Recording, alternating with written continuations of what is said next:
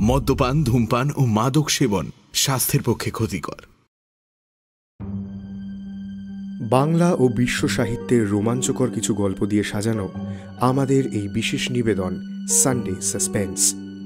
আজ আপনার জন্য স্যার আর্থার কনান ডয়েলের কাহিনী lot number 249। Sir Arthur Conan ডয়েলের জন্ম 22শে মে 1859 সালে স্কটল্যান্ডের রাজধানী এডিনবরাতে। 1876 থেকে 1881 মধ্যে ডাক্তারি পড়তে পড়তে সাহিত্যিক হিসেবে আত্মপ্রকাশ। যদিও তিনি সবথেকে বিখ্যাত তার গোয়েন্দা চরিত্র শার্লক হোমসের জন্য, এছাড়াও তিনি লিখেছেন একাধিক গল্প। আজকের গল্প লট নাম্বার 249 প্রথম প্রকাশিত হয় হার্পার্স ম্যাগাজিনে 1892 সালের সেপ্টেম্বর মাসে। গল্প পাঠে মীর, গল্পের সূত্রধার আমি অগ্নি। শুরু হচ্ছে লট নাম্বার 249।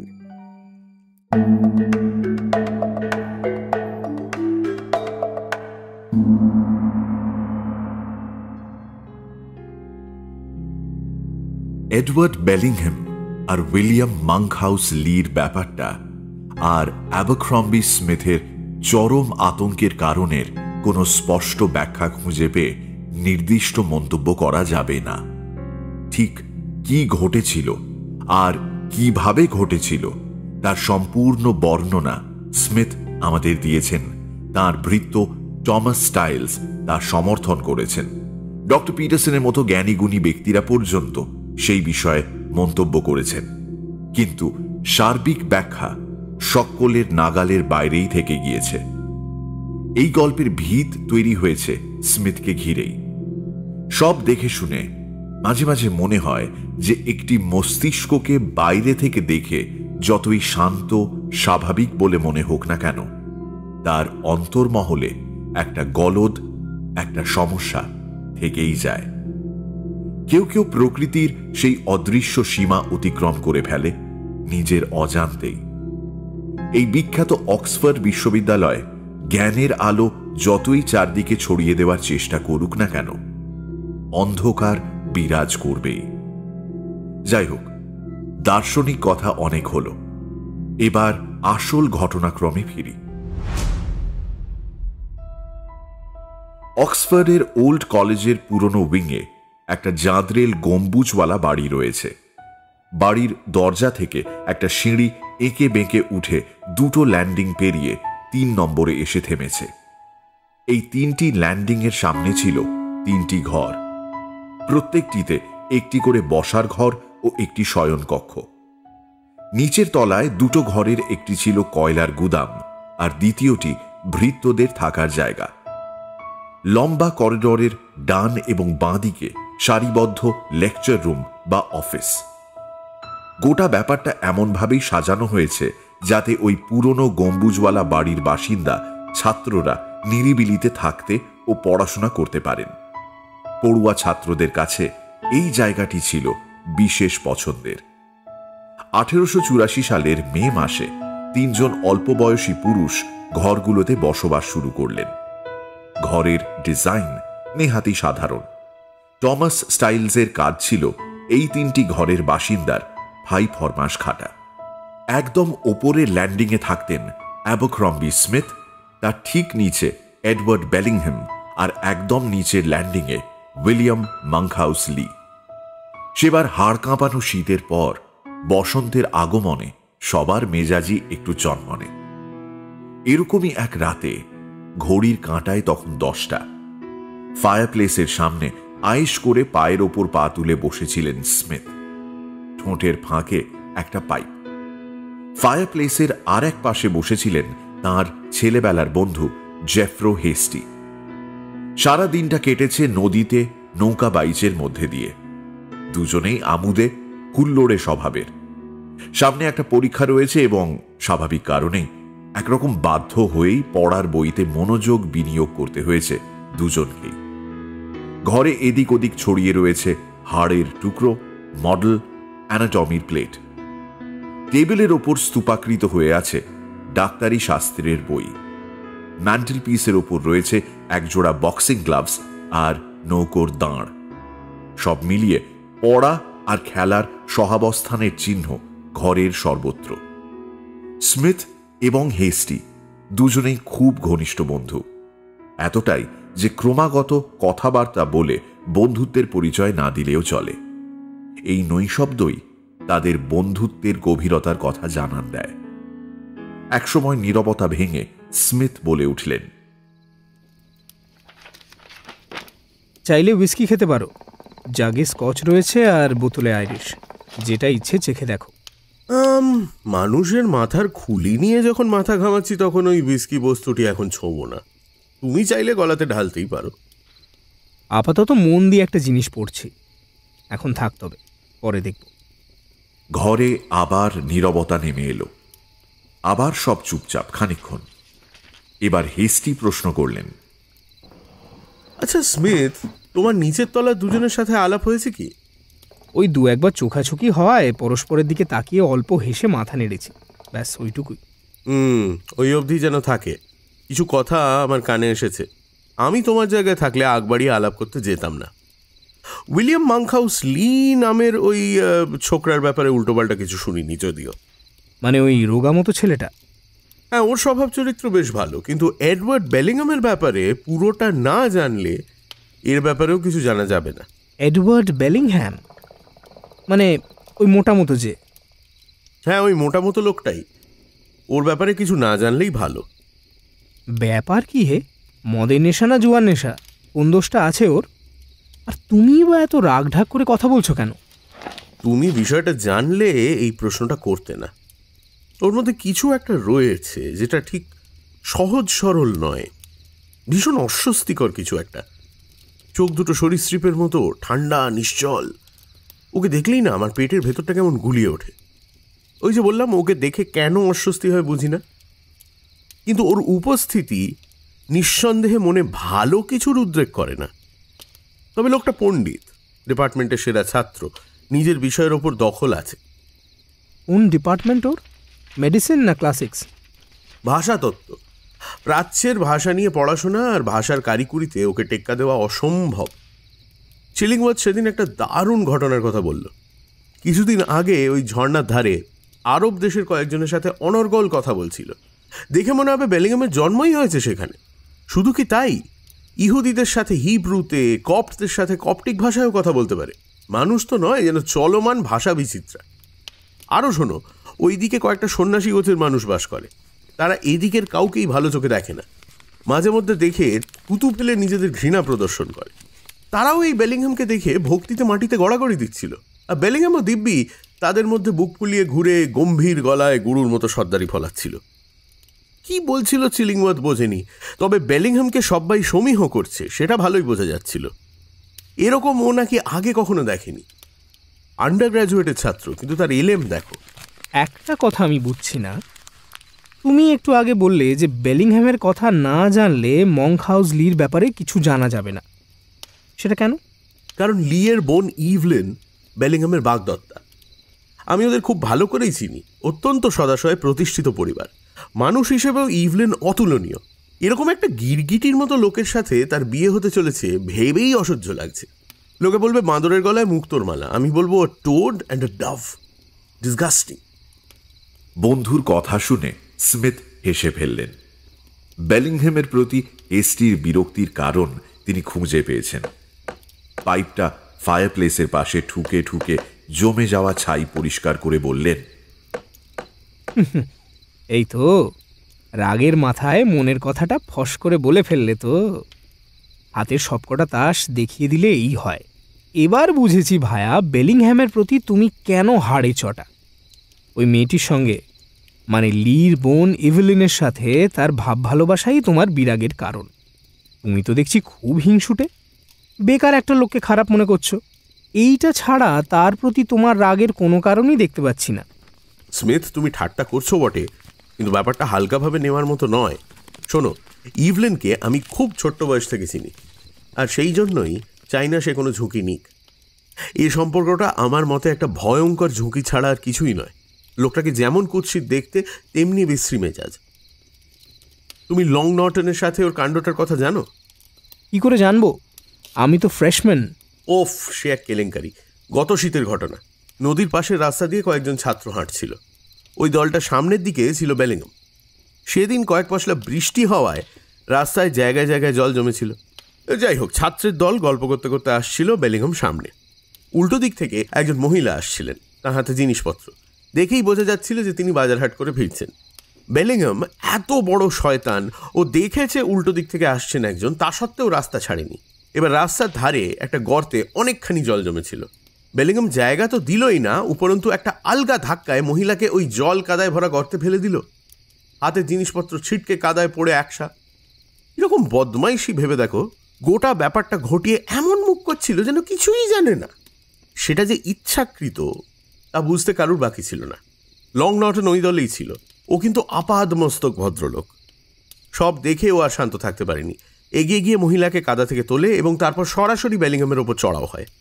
কাজটা যে নিম্নমানের মানসিকতার প্রমাণ সেটা চাঁচা ছোলা ভাষায় বোঝায়। বেলিংহাম শুধু শয়তান নয়, বেহায়া শয়তান। ওই রকম জঘন্য একটা কাজ করার পরেও নর্টনের সাথে তর্ক জোড়ে, কথায় কথা বাড়ে এবং খানিক পর লং নর্টনের হাতের লাঠিখানা বেলিংহামের গলায় পেঁচিয়ে যায়। ভালো শিক্ষা পেয়েছিল সেদিন, মানতেই হবে। তারপর থেকেই নর্টনকে দেখলে ওর মুখটা কেমন যেন হয়ে যায়, আর আমরা সেটা তাড়িয়ে তাড়িয়ে উপভোগ করি, বুঝলে? ও বাবা, কি সাংঘাতিক কাণ্ড! রাত 11টা বাজে, তোমার সঙ্গে আড্ডা দিতে গিয়ে সময় খেয়ালই ছিল না। আরে দাঁড়াও না, এত তাড়া কিসের? পাইপটা আরেকবার ধরাতে দাও। না না না না না না না, গল্প করলেই হয়েছে আর কি। আমার এখন পড়াশোনা করা উচিত। না না, এইসব গল্প গাছা করছি। আচ্ছা স্মিথ, তোমার এই খুলিটা একটু ধার দাও না। আমারটা ওই হতছাড়া উইলিয়ামস গত 1 মাস ধরে নিয়ে বসে আছে, ফেরত দেওয়ার নাম নেই। এই কানের পাশের হাড়গুলোও চাই। তোমার লাগবে না তো? ঠিক আছে, ব্যাগের প্রয়োজন নেই, আমি বগল দাবা করেই নিয়ে চলে যাব। চললাম আজকের মতো, গুড নাইট। আর আমার কথা শোনো, তোমার এই নতুন প্রতিবেশীর সাথে বেশি মাখামাখি করতে যেও না। অ্যানাটমির জিনিসপত্র নিয়ে হেস্টি চলে গেলেন। স্মিথ পাইপখানা সরিয়ে রেখে চেয়ারটা টেনে টেবিল ল্যাম্প জেলে বসে মোটা সবুজ রঙা বইটা টেনে তার পাতার ভৌগোলিক নকশা আর ম্যাপের মধ্যে ডুবে গেলেন। অক্সফোর্ডে ফার্স্ট ইয়ার হলেও স্মিথের মন চিকিৎসা বিজ্ঞানের বাইরেই বেশি ঘোরাফেরা করে। এর আগে 4 বছর গ্লাসগো ও বার্লিনে কাজ করেছেন। আসন্ন পরীক্ষায় সফল হলে আনুষ্ঠানিকভাবে এই পেশায় যোগ দিতে পারবেন। শক্ত চোয়াল, কাটা কাটা মুখ চোখ দেখে বোঝা যায় এই মানুষটা শক্ত ধাতুতে গড়া। মনের জোর এবং ধৈর্য অফুরন্ত রয়েছে এবং এই দুইয়ে ভর দিয়ে চরম প্রতিভাবানকেও টেক্কা দেওয়ার ক্ষমতা রাখেন। গ্লাসগো এবং বার্লিনে সুনামের সাথে কাজ করেছেন স্মিথ। সেই সুনামটাই পরিশ্রম ও নিষ্ঠার সাথে অক্সফোর্ডেও অর্জন করতে চান। প্রায় 1 ঘন্টা গভীর মনোযোগ সহকারে পড়াশোনা করছিলেন স্মিথ। ঘড়ির কাঁটা কখন মাঝরাতের গণ্ডি স্পর্শ করে ফেলেছে খেয়াল ছিল না। হঠাৎ একটা শব্দে সম্বিত ফিরল তাঁর। একটা নিচু অথচ তীক্ষ্ণ আওয়াজ, যেন একটা মানুষ বহু কষ্টে নিজের আবেগকে নিয়ন্ত্রণ করার চেষ্টা করছে, আর সেই চেষ্টার ফাঁক ফোকর বেয়েই গোঙানি আর দীর্ঘশ্বাসের মধ্যবর্তী একটা শব্দ বেরিয়ে আসছে। স্মিথ বইখানা রেখে কান খাড়া করে শোনার চেষ্টা করলেন। ঘরের আশেপাশে বা ওপরে কেউ নেই। খুব স্বাভাবিকভাবেই আওয়াজটা নিচের তলা থেকে এসেছে। সেই ঘরের লোকটাকে কয়েকবার দেখেছেন মাত্র। মোটাসোটা চেহারা, মুখটা ফ্যাকাশে গোছের। মুখ চোখ দেখেই বোঝা যায় পড়াশোনার প্রতি বিশেষ আগ্রহী। স্মিথ জানেন বেলিংহামের অনেক রাত অবধি পড়াশোনা করার অভ্যেস রয়েছে। তার ঘরের বাতি নিভে গেলেও বেলিংহামের ঘরের জানলা থেকে আলো বাইরে একটা উজ্জ্বল বলয়ের সৃষ্টি করে। স্মিথ নিজেও অনেক রাত অবধি কাজকর্ম করেন। বেলিংহামের ঘরের আলোর স্ফুরণ জানালার বাইরে দেখে তার বেশ লাগত। মনে হতো তার মতো আরও একজন ঘুমের তোয়াক্কা না করে পরিশ্রম করছে। ওই অব্যক্ত আলোর প্রতিফলনের মধ্যে দিয়েও স্মিথের একটা ভালো লাগা জন্মে গিয়েছিল, যার পিছনে কোনো যুক্তি খুঁজে পাওয়া যাবে না। তার মনে হচ্ছিল যে হেস্টি বোধহয় একটু বাড়াবাড়ি করে ফেলেছে। ও মাঝে মাঝে বড্ড আবেগহীন রুক্ষ মানুষের মতো ব্যবহার করে। ওর মনে কয়েকটা স্থির ধারণা রয়েছে, আর তার সঙ্গে যে বা যারা খাপ খায় না সে হেস্টির চোখে সুবিধের নয়। স্মিথের অবশ্য সেই অভ্যেসটা নেই। হেস্টির কথাগুলো তার মনে বেলিংহ্যামের প্রতি কোনো বিরাগ বা ঘৃণার সৃষ্টি করেনি। আপাতত তিনি মন দিয়ে সেই আওয়াজটা শোনার চেষ্টা করছিলেন, কিন্তু সেটা হঠাৎ উদয় হয়ে হঠাৎই মিলিয়ে গেল। স্মিথ আবার বইয়ের পাতায় ফিরে যাচ্ছিলেন এমন সময় রাতের আবহাওয়া কাঁপিয়ে ভেসে এলো একটা আওয়াজ। এবার আর কোনো মধ্যবর্তী নিঃশ্বাস বা গোঙানি নয়, একেবারে ভয়ার্ত চিৎকার। স্মিথ প্রথমটা থমকে গেলেন, তারপরে বইটা রেখে চেয়ার ছেড়ে উঠে দাঁড়ালেন এক লাফে। তিনি ভীতু নন একেবারেই, কিন্তু ওই নিশুতি রাতের নিস্তব্ধতার মধ্যে এমন চিৎকার শুনলে যে কোনো মানুষই ঘাবড়ে যাবেন। স্মিথ বুঝতে পারলেন না ঘর থেকে বেরিয়ে খোঁজ করবেন নাকি আরেকটু অপেক্ষা করবেন। হয়তো ব্যাপারটা তেমন কিছুই নয়, বা বেলিংহ্যাম হয়তো ব্যাপারটা কাউকে জানতে দিতে চান না। কৌতূহল প্রকাশ করলে পাছে তিনি বিব্রত বা বিরক্ত হন। ঘরে বসেই স্মিথের ভাবনায় ব্যাঘাত ঘটালো পায়ের শব্দ। কেউ একজন সিঁড়ি বেয়ে উঠে আসছেন, প্রবল জোরে, অর্থাৎ ব্যাপার গুরুতর। এবার দরজায় বেশ কয়েকটা বেহিসেবি ধাক্কা পড়ল। তিনি তাড়াতাড়ি দরজাটা খুলতেই ঘরের মধ্যে প্রায় হুমড়ি খেয়ে ঢুকলেন উইলিয়াম মাংকহাউস লি। পরনে রাতের পোশাক, মুখে চোখে উৎকণ্ঠার ছাপ স্পষ্ট। অতি কষ্টে বললেন, শিগগির নিচে এসো, শিগগির নিচে এসো। Bellingham, Bellingham. কি হয়েছে বেলিংহ্যামের? বেলিংহ্যাম ও অসুস্থ, অসুস্থ। স্মিথ তাড়াতাড়ি লির পেছন পেছন বেরিয়ে এলেন। বেলিংহ্যামের ঘরে এই প্রথম পা রাখলেন তিনি, আর রেখেই তার চমক লাগল। এইটাকে অনায়াসে একটা মিউজিয়াম বলে চালানো যায়। ঘরের দেয়াল, টেবিল, সিলিং সর্বত্র বিরাজ করছে ভীষণ দর্শন ইজিপশিয়ান প্রত্ন সামগ্রী ও রেলিক্স। কোনো কোনো মূর্তির মাথা একটা বেড়ালের, কোথাও বা সেটা একটা ষাঁড়ের মতো পশুর, কোথাও সাপের মুখ নিয়ে একটা মূর্তি আক্রোশ ভরে চেয়ে রয়েছে, তো কোথাও এক দৃষ্টে চেয়ে রয়েছেন রাজা রাজড়াদের স্ট্যাচু। সেই দৃষ্টি নিষ্প্রাণ হলেও গায়ের রক্ত জল করে দেয়। ঘরের বিভিন্ন তাক থেকে উঁকি মারছেন দুই ইজিপশিয়ান দেবতা হোরাস আর ওসিরিসের একাধিক মূর্তি। সিলিং থেকে ঝুলছে একটা বিশাল কুমির। করাতের মতো দাঁত সমেত সেই স্টাফড কুমিরের চোয়াল ঝুলে পড়েছে। তাকে দুটো মোটা দড়ি দিয়ে বেঁধে রাখা হয়েছে। ঘরের একদম মাঝামাঝি একটা বড় সড়ো চৌকো মতো টেবিল, তাতে বোতল, কাগজপত্র আর কোনো এক অজানা গাছের শুকনো হয়ে যাওয়া পাতা অগোছালোভাবে রাখা হয়েছে। তাদের একপাশে সরিয়ে জায়গা করা হয়েছে, কারণ টেবিলের অনেকটা জায়গা জুড়ে রয়েছে একটা মামি কেস। জিনিসে ঠাসা এই ঘরে কোনো জায়গা নেই, শুধু দেয়ালের একটা অংশ ছাড়া। বোঝাই যায় কেসটা ওখানেই রাখা ছিল। টেবিলের ওপর রাখা মামি কেসের ডালাটা খোলা। সেদিকে তাকাতেই কেসের প্রাণহীন বাসিন্দার ওপর চোখ পড়ল। প্রাণহীন হলেও তার রূপ বিভৎসতার অপর নাম। চেহারাটা শুকিয়ে কাঠ হয়ে গিয়েছে, কুচকুচে কালো কপাল ও মুখ চোখ যেন আগুনে পোড়া।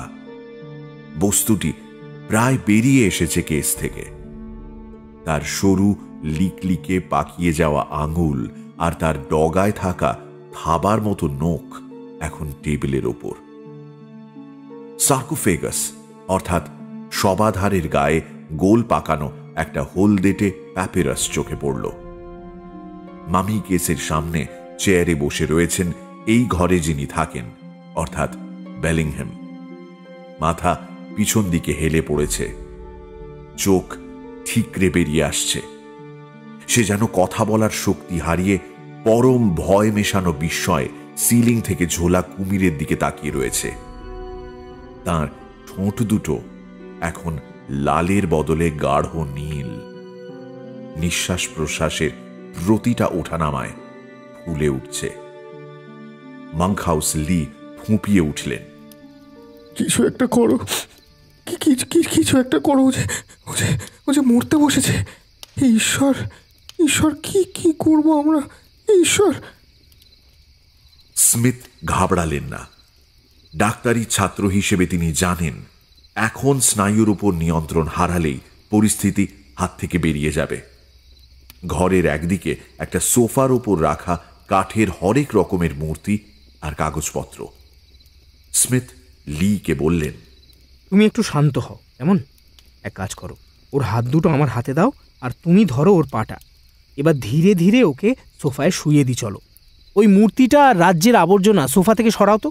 যত সব রাজ্যের জিনিস এই ঘুপচি ঘরে জড়ো করেছে। দুজনে ধরাধরি করে বেলিংহ্যামকে সোফাতে শুইয়ে দিলেন।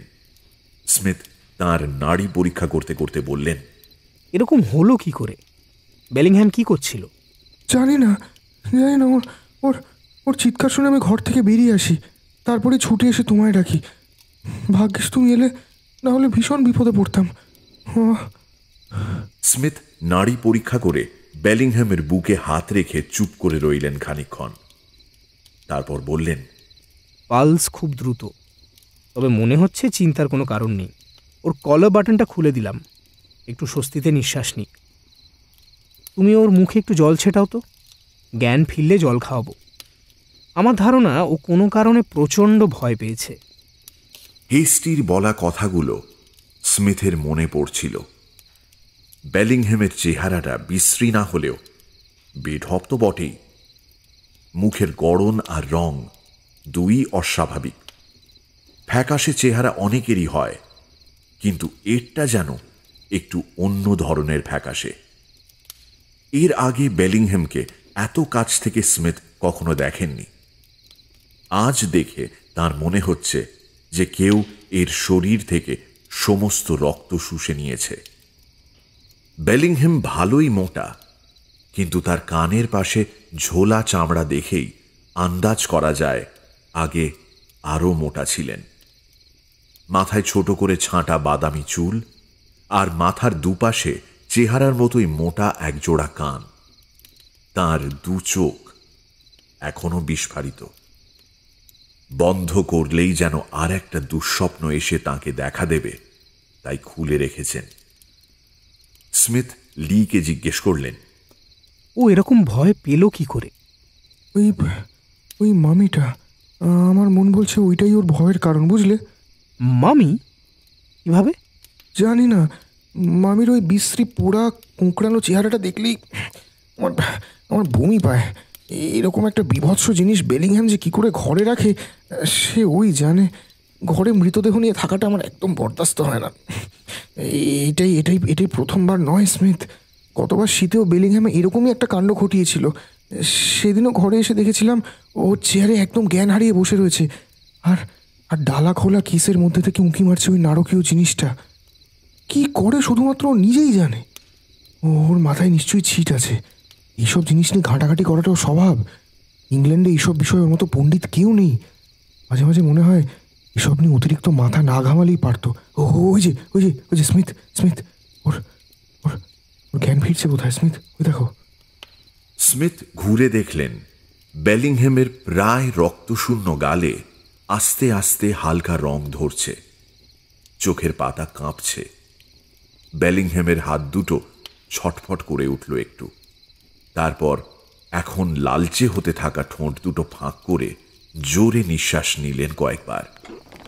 এবার সামান্য গা ঝাড়া দিয়ে উঠে মাথা তুলে ঘরে থাকা বাকি দুজনের দিকে তাকালেন, আর তখনই তার দু চোখ পড়ল ঘরে থাকা সার্কোফেগাস আর সেই হলদে প্যাপিরাসের ওপর। তড়াক করে উঠে বেলিংহ্যাম সেই প্যাপিরাস এক ঝটকায় সরিয়ে একটা দেরাজে তালা বন্ধ করে দিলেন।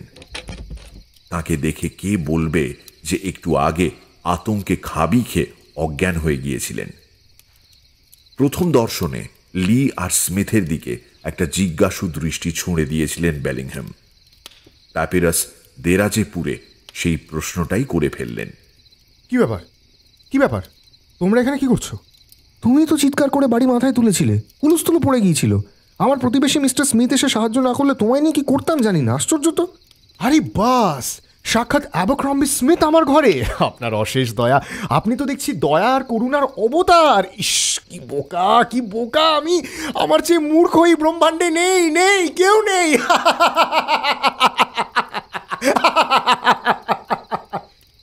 বেলিংহ্যামের আচার আচরণ এবার আরও সৃষ্টি ছাড়া বলে মনে হচ্ছে।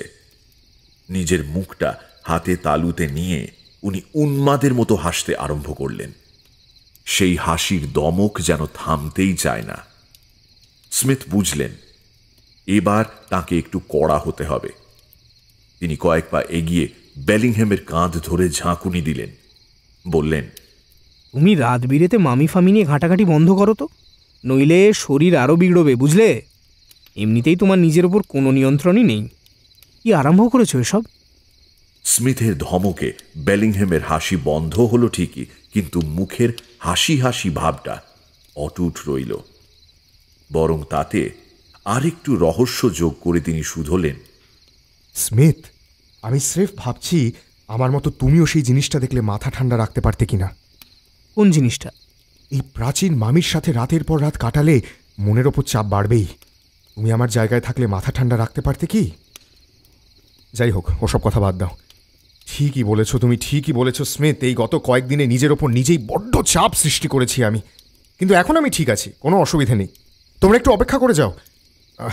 অনেকটা সামলে উঠলেও শরীরটা এখনো ঠিক স্বাভাবিক হয়নি। ছোট ঘর আর তাতে ঠাসা জিনিসপত্রের ভিড়ে একটা দমবন্ধ পরিবেশ তৈরি হয়েছিল। লি ঘরের একটা জানলা খুলে দিয়ে বললেন, কি অবস্থা করেছো বেলিংহ্যাম। এই ঘরে তো শ্বাস নেওয়া কঠিন। বসন্তের রাতে এই চত্বরে মিঠে হাওয়া দেয়। ঠান্ডা হাওয়া ঘরে ঢোকায় স্মিথের মনে হলো একটু আরাম লাগছে। বেলিংহ্যাম তখন ঘরে হাঁটা চলা শুরু করেছেন।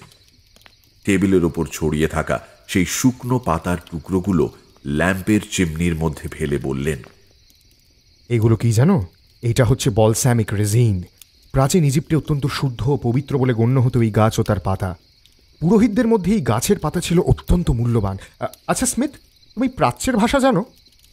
ল্যাম্পের উত্তাপে সেই পুড়ে খাক হয়ে যাওয়া পাতা থেকে ধোঁয়ার পুরু বৃত্ত গোটা ঘরে ছড়িয়ে পড়ল, আর তার সাথে ছড়ালো একটা ভারী কটু গন্ধ। বেলিংহ্যামের প্রশ্নে স্মিথ আর লি দুজনেই মাথা নেড়ে না বললেন। সেটা দেখে বেলিংহ্যাম যেন অত্যন্ত নিশ্চিন্ত হলেন। তারপরের প্রশ্নটা ওই ঘরের বর্তমান পরিবেশের মতোই অদ্ভুত। আচ্ছা, তোমরা এই ঘরে আসার কতক্ষণ পর আমার জ্ঞান ফিরল বলো তো? বেশি নয়, বড়জোর মিনিট 5। আমারও তাই মনে হয়। আমি খুব বেশিক্ষণ অজ্ঞান ছিলাম না। এই জ্ঞান হারানোটা খুবই চমকপ্রদ একটা ব্যাপার। একে সময়ের বাঁধনে রাখা যাবে না। ধরো ধরো এই যে আমি জ্ঞান হারিয়ে চোখ উল্টে বসেছিলাম, কত মিনিট, ঘন্টা, সপ্তাহ বা দিন তার হিসেব দিতে পারবো না। শুধু চোখ বন্ধ আর খোলার অপেক্ষা। ওই যে টেবিলের উপর রাখা কেসে যে ভদ্রলোক শায়িত আছেন, উনি আজ থেকে 40 শতক আগে ইজিপ্টের একাদশ রাজবংশের সদস্য ছিলেন। ভাবো, 40 শতক। কিন্তু আজ যদি উনি হঠাৎ করে নিজের জিভ আর কথা বলার শক্তি খুঁজে পান, তাহলে উনিও একই কথা বলবেন। স্রেফ চোখ বুজেছেন আর খুলেছেন। একটু এগিয়ে গিয়ে দেখোই না স্মিথ, এরকম দুর্দান্ত মামি চট করে পাবে না। Go go, see for yourself, go. Smith এগিয়ে গেলেন কেসটার সামনে। শায়িত মামির মুখটা সময়ের আঘাতে পোড়া রূপ ধারণ করেছে। বসে যাওয়া কোটর থেকে উঁকি দিচ্ছে বাদামের আকারের দুটো বস্তু, যেগুলোকে চোখ বলা চলে না। হাড়ের এক প্রান্ত থেকে আরেক প্রান্তে ফিনফিনে চামড়ার টুকরোটা আটকে রয়েছে। নিচের এক ফালি ঠোঁটের পিছনে দুটো সরু দাঁত, ঠিক ইঁদুরের মতো। শরীরটা দুমড়ে মুচড়ে রাখা হয়েছে, মুন্ডুটা একপাশে ঘোরানো। স্মিথের মনে হলো একটা অশুভ শক্তি যেন এই ভীষণ দর্শন ঐতিহাসিক রেলিককে ঘিরে রয়েছে। হেস্টি দ্বারা বর্ণিত সেই গা গোলানো ভাবটা এখন স্মিথ অনুভব করছেন। মামির অস্থিচর্মসার পাঁজরা বেরিয়ে একসময় তাতে আবরণ ছিল বটে, কিন্তু এখন তা নিতান্ত ছেঁড়া ন্যাকড়ায় পরিণত হয়েছে। মামির অ্যাবডোমেন বরাবর একটা কাটা দাগ, মৃতদেহ সংরক্ষণের সময়কার হয়তো। পায়ের দিকের অংশ খসখসে হলদে ব্যান্ডেজে ঢাকা। মৃতদেহের গায়ে লবঙ্গের দানার মতো কি সব ছড়ানো। দেখে মনে হলো সেগুলো মরিচ আর দারুচিনির টুকরো। শুধু মামি নয়, কেসের মধ্যে সর্বত্র সেগুলো ছড়ানো। বেলিংহ্যাম এগিয়ে এসে শুকিয়ে যাওয়া খুলির ওপর পরম মমতায় হাত বুলিয়ে বললেন, ওর সার্কোফেগাস মানে ওর এই সবাধারের শিলালিপির কিছু অংশ মিসিং। এর পরিচয় বলতে লট 249। আসলে এটাই এই কেসের নাম্বার। এর বাইরে এনার সম্বন্ধে কিচ্ছু জানি না। যে নিলাম থেকে এনাকে আমি কিনি সেখানে এটাই ছিল তার ডেসক্রিপশন। দেখে মনে হয় বেশ জাঁদরেল চেহারা ছিল এনার। জাদরেল বললে কম বলা হয় স্মিথ। ইনি ছিলেন দানবতুল্য চেহারার মানুষ। এই মামির দৈর্ঘ্য 6 ফিট 7 ইঞ্চি। সে দেশে এরকম বিশাল চেহারা উচ্চতার মানুষ বড় একটা দেখা যায় না। হাড়গুলো কি চওড়া দেখো, দেখো একবার। এরকম একজন মানুষকে সামলানো মুখের কথা নয়। লিও এবার ভয় কাটিয়ে কেসের মধ্যে উঁকি মারলেন, যদিও তার মনের বিতৃষ্ণা এখনো যায়নি। মামির হাতের কুঁচকে থাকা নোংরা আঙুল আর নখের দিকে তাকিয়ে নাক সিঁটকে বললেন, বাবা, কি জানে, হয়তো এই 2 হাতি কোনো পিরামিড তৈরির কাজে নিযুক্ত ছিল। আর দেখে মনে হচ্ছে সেগুলো এককালে ভারী পাথর তুলতে সক্ষম ছিল। না হে লি, না। এই মৃতদেহ নেট্রেনে সংরক্ষিত হয়েছে এবং যত্ন সহকারে দেখভাল করা হয়েছে। শ্রমিক বা সাধারণ মানুষের দেহ এরকম যত্নে সংরক্ষণ করার চল ছিল না। নুন বা বিটুমিন দিয়েই কাজ চালানো হতো। আমার মনে হয় ইনি রাজ পরিবারের গুরুত্বপূর্ণ সদস্য ছিলেন, তা না হলেও অন্তত অভিজাত পরিবারের কেউ। এই কাজটা বেশ খরচ সাপেক্ষ ছিল। আজকের দিনে এসব করতে অন্তত 730 পাউন্ড খরচা হতো। ওই পায়ের কাছে শিলালিপি দেখে কি মনে হয় স্মিথ? আমি তো বললাম আমি এসব ভাষা জানি না। হ্যাঁ, তা বলেছ বটে। যাকে এইটা হচ্ছে মৃতদেহ সংরক্ষণকারীর নাম। লোকটার কাজ অনবদ্য। আজকের দিনে এরকম কাজ ভাবাই যায় না। এই যুগের কোনো কাজ কি 4000 বছর টিকবে? সন্দেহ হয়। I have high doubts. Bellingham এক টানা কথা বলে গেলেও স্মিথ বুঝতে পারছিলেন যে তিনি এখনো ভয় পেয়ে রয়েছেন। তার হাত এখনো শান্ত হয়নি। ঠোঁট জোড়া তীর তীর করে কাঁপছে, আর তিনি ঘরের যে কোনায় থাকুন না কেন তার চোখ থাকছে মামির ওপরেই। রাত বাড়ছে, পড়াশোনার কাজও পড়ে আছে। এই ভেবে স্মিথ সোফা ছেড়ে উঠতেই বেলিংহ্যাম একরকম লাফিয়ে উঠলেন। এ কি, তুমি উঠছো নাকি? হ্যাঁ, অনেকক্ষণ হলো। আর তুমি এখন মোটামুটি ঠিকই আছো। তাছাড়া আমার কিছু জরুরি কাজও পড়ে আছে। তোমার জন্য একটাই পরামর্শ, মৃতদেহ জাদুটোনার মতো অস্বস্তিকর বিষয় নিয়ে চর্চাটা একটু কম করো। করলেও যতটা তোমার শরীর এবং স্নায়ু নিতে পারে ঠিক ততটাই করো, বুঝলে? একা থাকলে ভয় আরও আষ্টে পৃষ্ঠে জড়িয়ে ধরে। বেলিংহ্যামের মুখে চোখে সেই ভয়ের নাকপাশের চিহ্ন স্পষ্ট দেখা গেল। একটা হাত বাড়িয়ে স্মিথকে থামালেন। আরে, আমায় নার্ভাস প্রকৃতির মানুষ ভেবো না। এর আগেও এরকম বহু মামি নিয়ে নাড়াঘাটা করেছি আমি। I am fine. আর আগেও মামি নিয়ে কাজ করতে গিয়ে জ্ঞান হারিয়েছো তুমি। কাজেই বেশি বড়াই করো না, বুঝেছো? হ্যাঁ হ্যাঁ, তা হয়েছিলাম। মনে হচ্ছে আমার নার্ভ টনিক টাইপের একটা কিছু খেতে হবে। আচ্ছা লিড, তুমিও এগোচ্ছ নাকি? তুমি যা বলবে এডওয়ার্ড। তাহলে একটা কাজ করি, আজ রাতটা তোমার ঘরেই কাটিয়ে দিই। কোনো ঠিক বুঝলে তো, তোমার সোফাতে আমার জায়গা হয়ে যাবে আশা করি। Good night Smith. তোমায় এইভাবে বিপদে ফেলে আমি খুব লজ্জিত বোধ করছি। I am extremely sorry, please forgive me. বেলিংহ্যামের সাথে করমর্দন করে স্মিথ প্যাঁচালো সিঁড়ি বেয়ে ওপরে উঠে এলেন। দরজা খুলে ঢুকতে ঢুকতে শুনলেন দুজোড়া পা সিঁড়ি বেয়ে নেমে গেল, আর তার খানিক পর দরজায় চাবি ঘোরানোর শব্দ ভেসে এলো। স্মিথ এবং বেলিংহ্যামের আলাপ এভাবেই শুরু হলো। এই আলাপকে ঘনিষ্ঠতায় নিয়ে যাওয়ার কোনো ইচ্ছেই স্মিথের ছিল না, কিন্তু এই ক্ষেত্রে বেলিংহ্যামই লৌকিকতা বজায় রাখার দায়িত্ব নিজের কাঁধে তুলে নিল। এতটাই যে একেবারে অভদ্রতার আশ্রয় না নিলে তার প্রস্তাবে না করা যেত না। সেই রাতের পর বেলিংহ্যাম নিজে দুবার এসে স্মিথকে ধন্যবাদ জানিয়ে গিয়েছে এবং তারপর প্রায় বইপত্র, কাগজ ইত্যাদি নিয়ে সে স্মিথের সাথে দেখা করতে আসত। স্মিথ বুঝতে পারলেন যে বেলিংহ্যাম মানুষটি অত্যন্ত প্রতিভাবান, প্রচুর পড়াশোনা করেছেন এবং সেই সঙ্গে মানানসই প্রখর স্মৃতিশক্তি। লোকটাকে দেখতে যেমনই হোক না কেন, তার স্বভাব মখমলের মতো। প্রথম দিকে বিশেষ ইচ্ছে না থাকলেও দুজনের এই গল্পগুজব, আলাপচারিতা স্মিথের ক্রমশ ভালো লাগতে শুরু করল এবং কয়েকদিনের মধ্যে তিনি নিজেও বেলিংহ্যামের ঘরে আড্ডা দিতে যেতে শুরু করলেন। বেলিংহ্যাম চালাক চতুর হলেও তার চরিত্রের অন্তরালে থাকা একটা মৃদু অপ্রকৃতিস্থ পাগলাটে হাতছানি অবশ্য স্মিথের চোখ এড়ায়নি। মাঝে মধ্যে এমন এমন বিষয়ে তিনি এমন সৃষ্টি ছাড়া কণ্ঠে কথা বলতেন যে স্মিথ ধন্দে পড়ে যেতেন। একদিন যেমন বেলিংহ্যাম বলে বসলেন, নিজের মধ্যে দ্বৈত ক্ষমতা অনুভব করাটা কি অনুপম অভিজ্ঞতা বলতো? একাধারে তুমি একজন সদাশয় কৃপাময় দেবদূত এবং প্রতিশোধ স্পৃহায় ভরপুর এক অনিষ্টকারী শয়তান। এরকম হলে কি দারুণ হয় না? যে উইলিয়াম মাংকহাউস লি তার এত যত্ন, এত খেয়াল রাখেন, তার ব্যাপারে বেলিংহ্যামের বিশেষ শ্রদ্ধা নেই। তাচ্ছিল্যের স্বরে প্রায়শই বলতেন, লি এমনিতে ভালো ছেলে, কিন্তু ওর মধ্যে দম জিনিসটার বেজায় অভাব। কোনো উচ্চাকাঙ্ক্ষা নেই, নো অ্যাম্বিশন এট অল। উদ্যমী মানুষের পাশে লি নেহাতি বেমানা।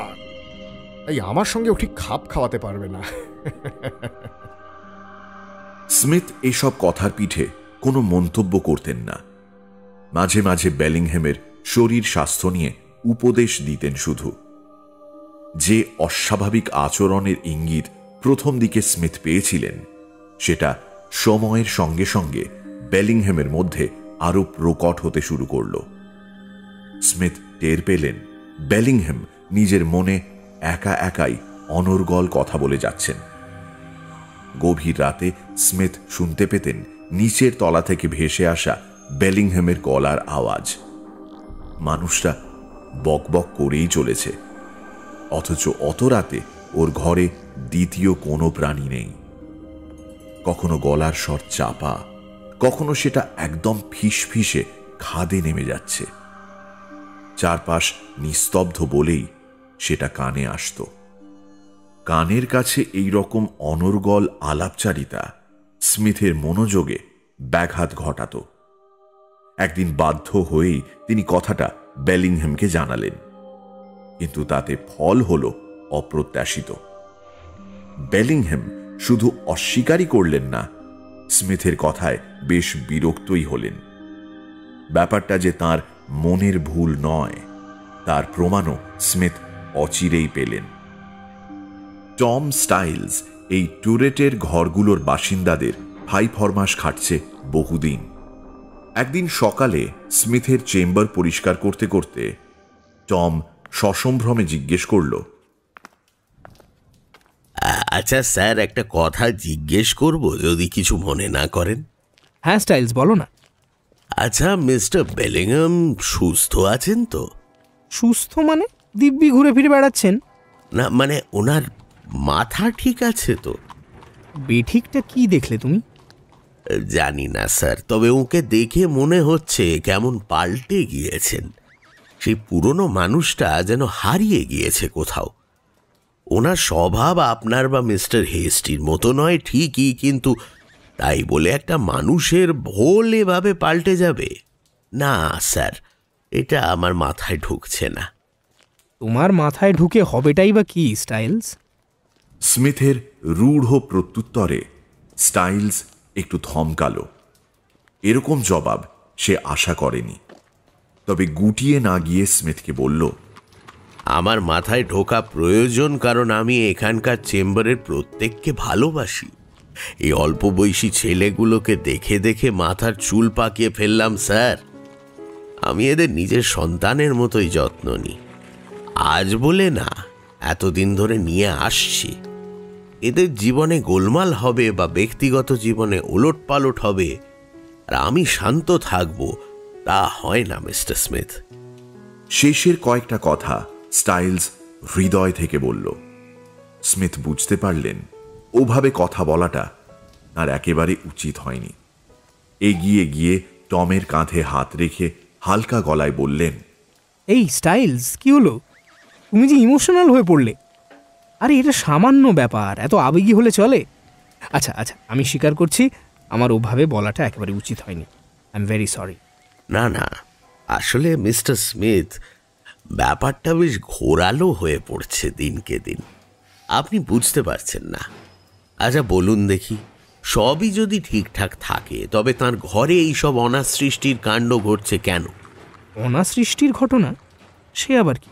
জানেন, মিস্টার বেলিংহামের ঘরে তালা ঝুললেও তার ভেতরে হাঁটা চলার শব্দ হয়। ওই ঘরে উনি একাই থাকেন, আর তিনি ঘরে তালা লাগিয়ে বেরিয়ে যাওয়ার পরেও সেখানে কে ঘুরে বেড়ায়?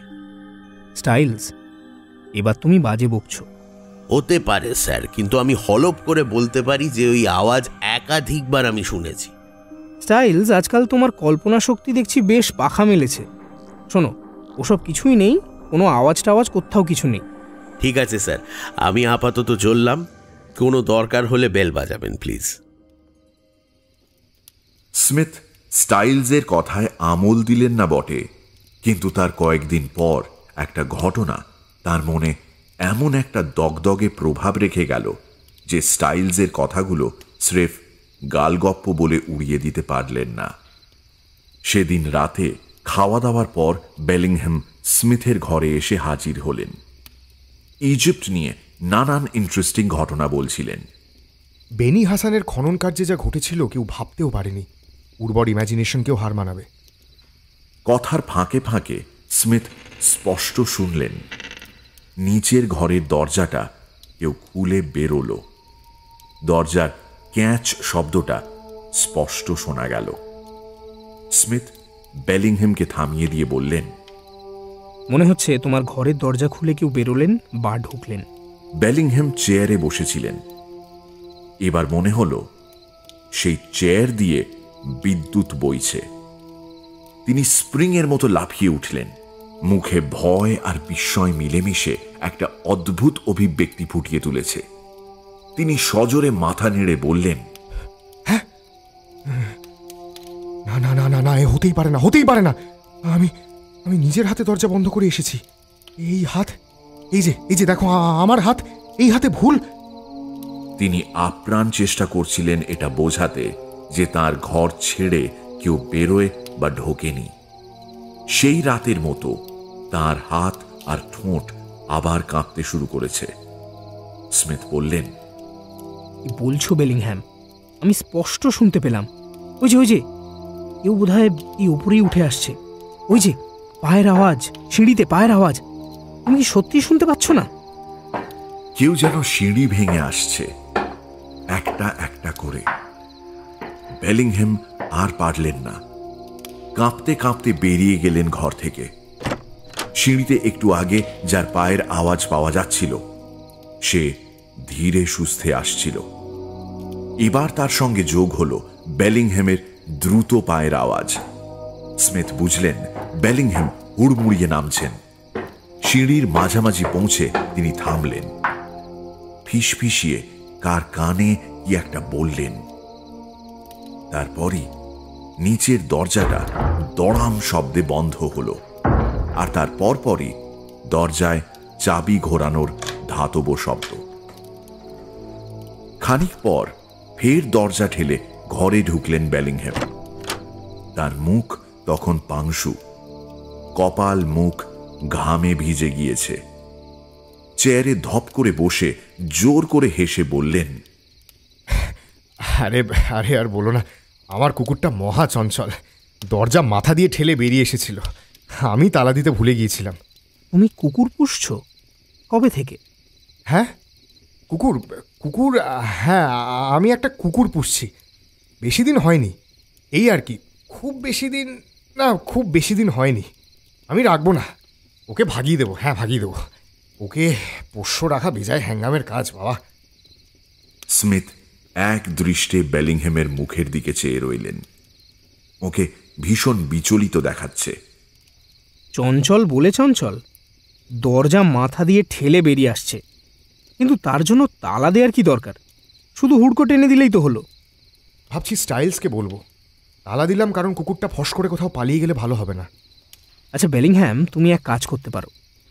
আমি কুকুর ভালোবাসি, অনেক বিচ্ছু কুকুরকে শান্ত করেছি। চলো দেখি তোমার কুকুর। আমার হাতে পড়লে ও যথার্থ ট্রেনিং পাবে এবং তোমার কথা শুনবে। চলো। তা তো বটেই, কিন্তু আজ রাতে সেটা হবে না, আমার একটা অ্যাপয়েন্টমেন্ট আছে আজ। তোমার এই ঘড়িটা সঠিক সময় দেয় তো? দেখেছো 15 মিনিট দেরি হয়ে গেছি ইতিমধ্যেই। আজ উঠি কেমন? আজ উঠি, হ্যাঁ, গুড নাইট। বলে বেলিংহ্যাম নিজের টুপিটা তুলে নিয়ে সেরকমই হুড়মুড়িয়ে বেরিয়ে গেলেন। স্মিথের মনের খচখচানিটা আরো বাড়ল। স্মিথ ইচ্ছে করেই কুকুরের কথাটা তুলেছিলেন এবং কথা বলার ফাঁকে ফাঁকে বেলিংহ্যামের মুখের দিকে চেয়ে দেখছিলেন যে তার প্রস্তাবে লোকটা মহা ফাঁপড়ে পড়েছে। অ্যাপয়েন্টমেন্টের কথাটাও ডাহা মিথ্যে, কারণ ঘর থেকে বেরিয়ে বেলিংহ্যাম সোজা নিজের ঘরে ঢুকেছেন।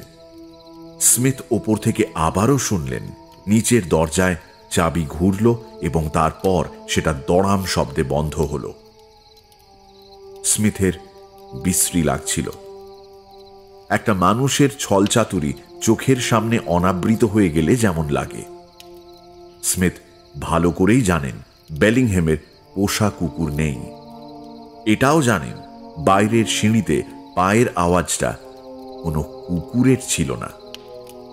বেলিংহ্যাম মিথ্যেটাও ঠিকঠাক বলতে পারল না, কেমন গোঁজামিল দিয়ে পালিয়ে গেল।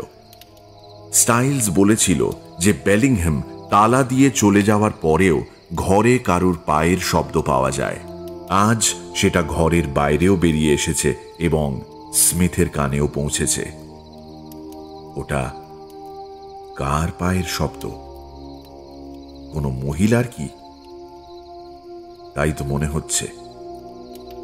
এই ছাত্রাবাসে মহিলার প্রবেশ নিষিদ্ধ। ধরা পড়লে কলেজ থেকে বহিষ্কৃত হওয়ার আশঙ্কাও রয়েছে। তাই বেলিংহ্যামের মিথ্যে বলাটা আশ্চর্য কিছু নয়, কিন্তু সবার চোখ এড়িয়ে এই ছোট্ট ঘরে একজন মহিলাকে এনে তোলা এক কথায় অসম্ভব। স্মিথ নিজেকে বোঝানোর চেষ্টা করলেন যে ঘরে থাকা এক মহিলাই বেলিংহ্যামের মিথ্যাচারের আসল কারণ, কিন্তু তা সত্ত্বেও একটা ভয়ঙ্কর ইঙ্গিত হাতছানি দিচ্ছে। সেটা যে ঠিক কি, শত চেষ্টা করেও স্মিথ বুঝতে পারলেন না। মনে মনে ভাবলেন এই লোকটার থেকে দূরে থাকতে হবে। এসটি ঠিকই বলেছিল।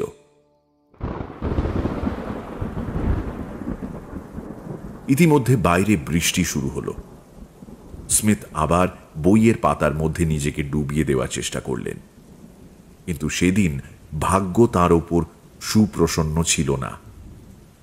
খানিক বাদে শুনলেন কে যেন 2-3টে সিঁড়ি টপকে উঠে আসছে। স্মিথ রাজ্যের বিরক্তি নিয়ে মুখ ঘোরাতেই দেখলেন ঘরের দরজা ঠেলে ঢুকছেন এসটি। একটা আর্ম চেয়ারে ধপাস করে বসে বললেন, তুমি এক আজব মানুষ জানো তো। ভূমিকম্পে অক্সফোর্ড ইউনিভার্সিটি দুফাক হয়ে গেলেও দেখবো তুমি বই নিয়ে বসে আছো। যাই হোক, তোমায় আমি আর বেশি জ্বালাবো না। তামাকটা পাইপে ভরো তো দেখি, কয়েকটা টান দিয়েই কেটে পড়বো। স্মিথ পাইপে তামাক ভরতে ভরতে জিজ্ঞেস করলেন, খবর কি? সব কেমন চলছে? স্মিথের হাত থেকে পাইপ নিয়ে কয়েকটা টান দিয়ে হেস্টি বললেন, খবর বলতে ক্রিকেট ম্যাচে উইলসন ফ্রেশারদের হয়ে 70 রান করেছে। অক্সফোর্ড ক্রিকেট টিমে ব্যাডিকম্বের জায়গায় ওকে নেওয়ার কথা চলছে, কারণ ব্যাডিকম্বের সেই ফর্ম আর নেই। এই দেখেছো, আসল কথাটা বলতেই ভুলে গেছি। কোন কথা? লং নটেনের কথাটা জানো তো? মানে যার সাথে বেলিংহ্যামের হাতাহাতি হয়েছিল? হ্যাঁ, সেই লং নটন। কি হয়েছে তার? তার উপর হামলা হয়েছে বিশ্ববিদ্যালয়ের মেন গেট থেকে বেরিয়ে রাস্তাটা যেখানে হাই স্ট্রিটের দিকে ঘুরছে সেখানে, মেন গেট থেকে মেরে কেটে 100 গজ দূরে। হামলা হয়েছে? কে করেছে হামলা? কে নয় বন্ধু, বলো কিসে করেছে হামলা?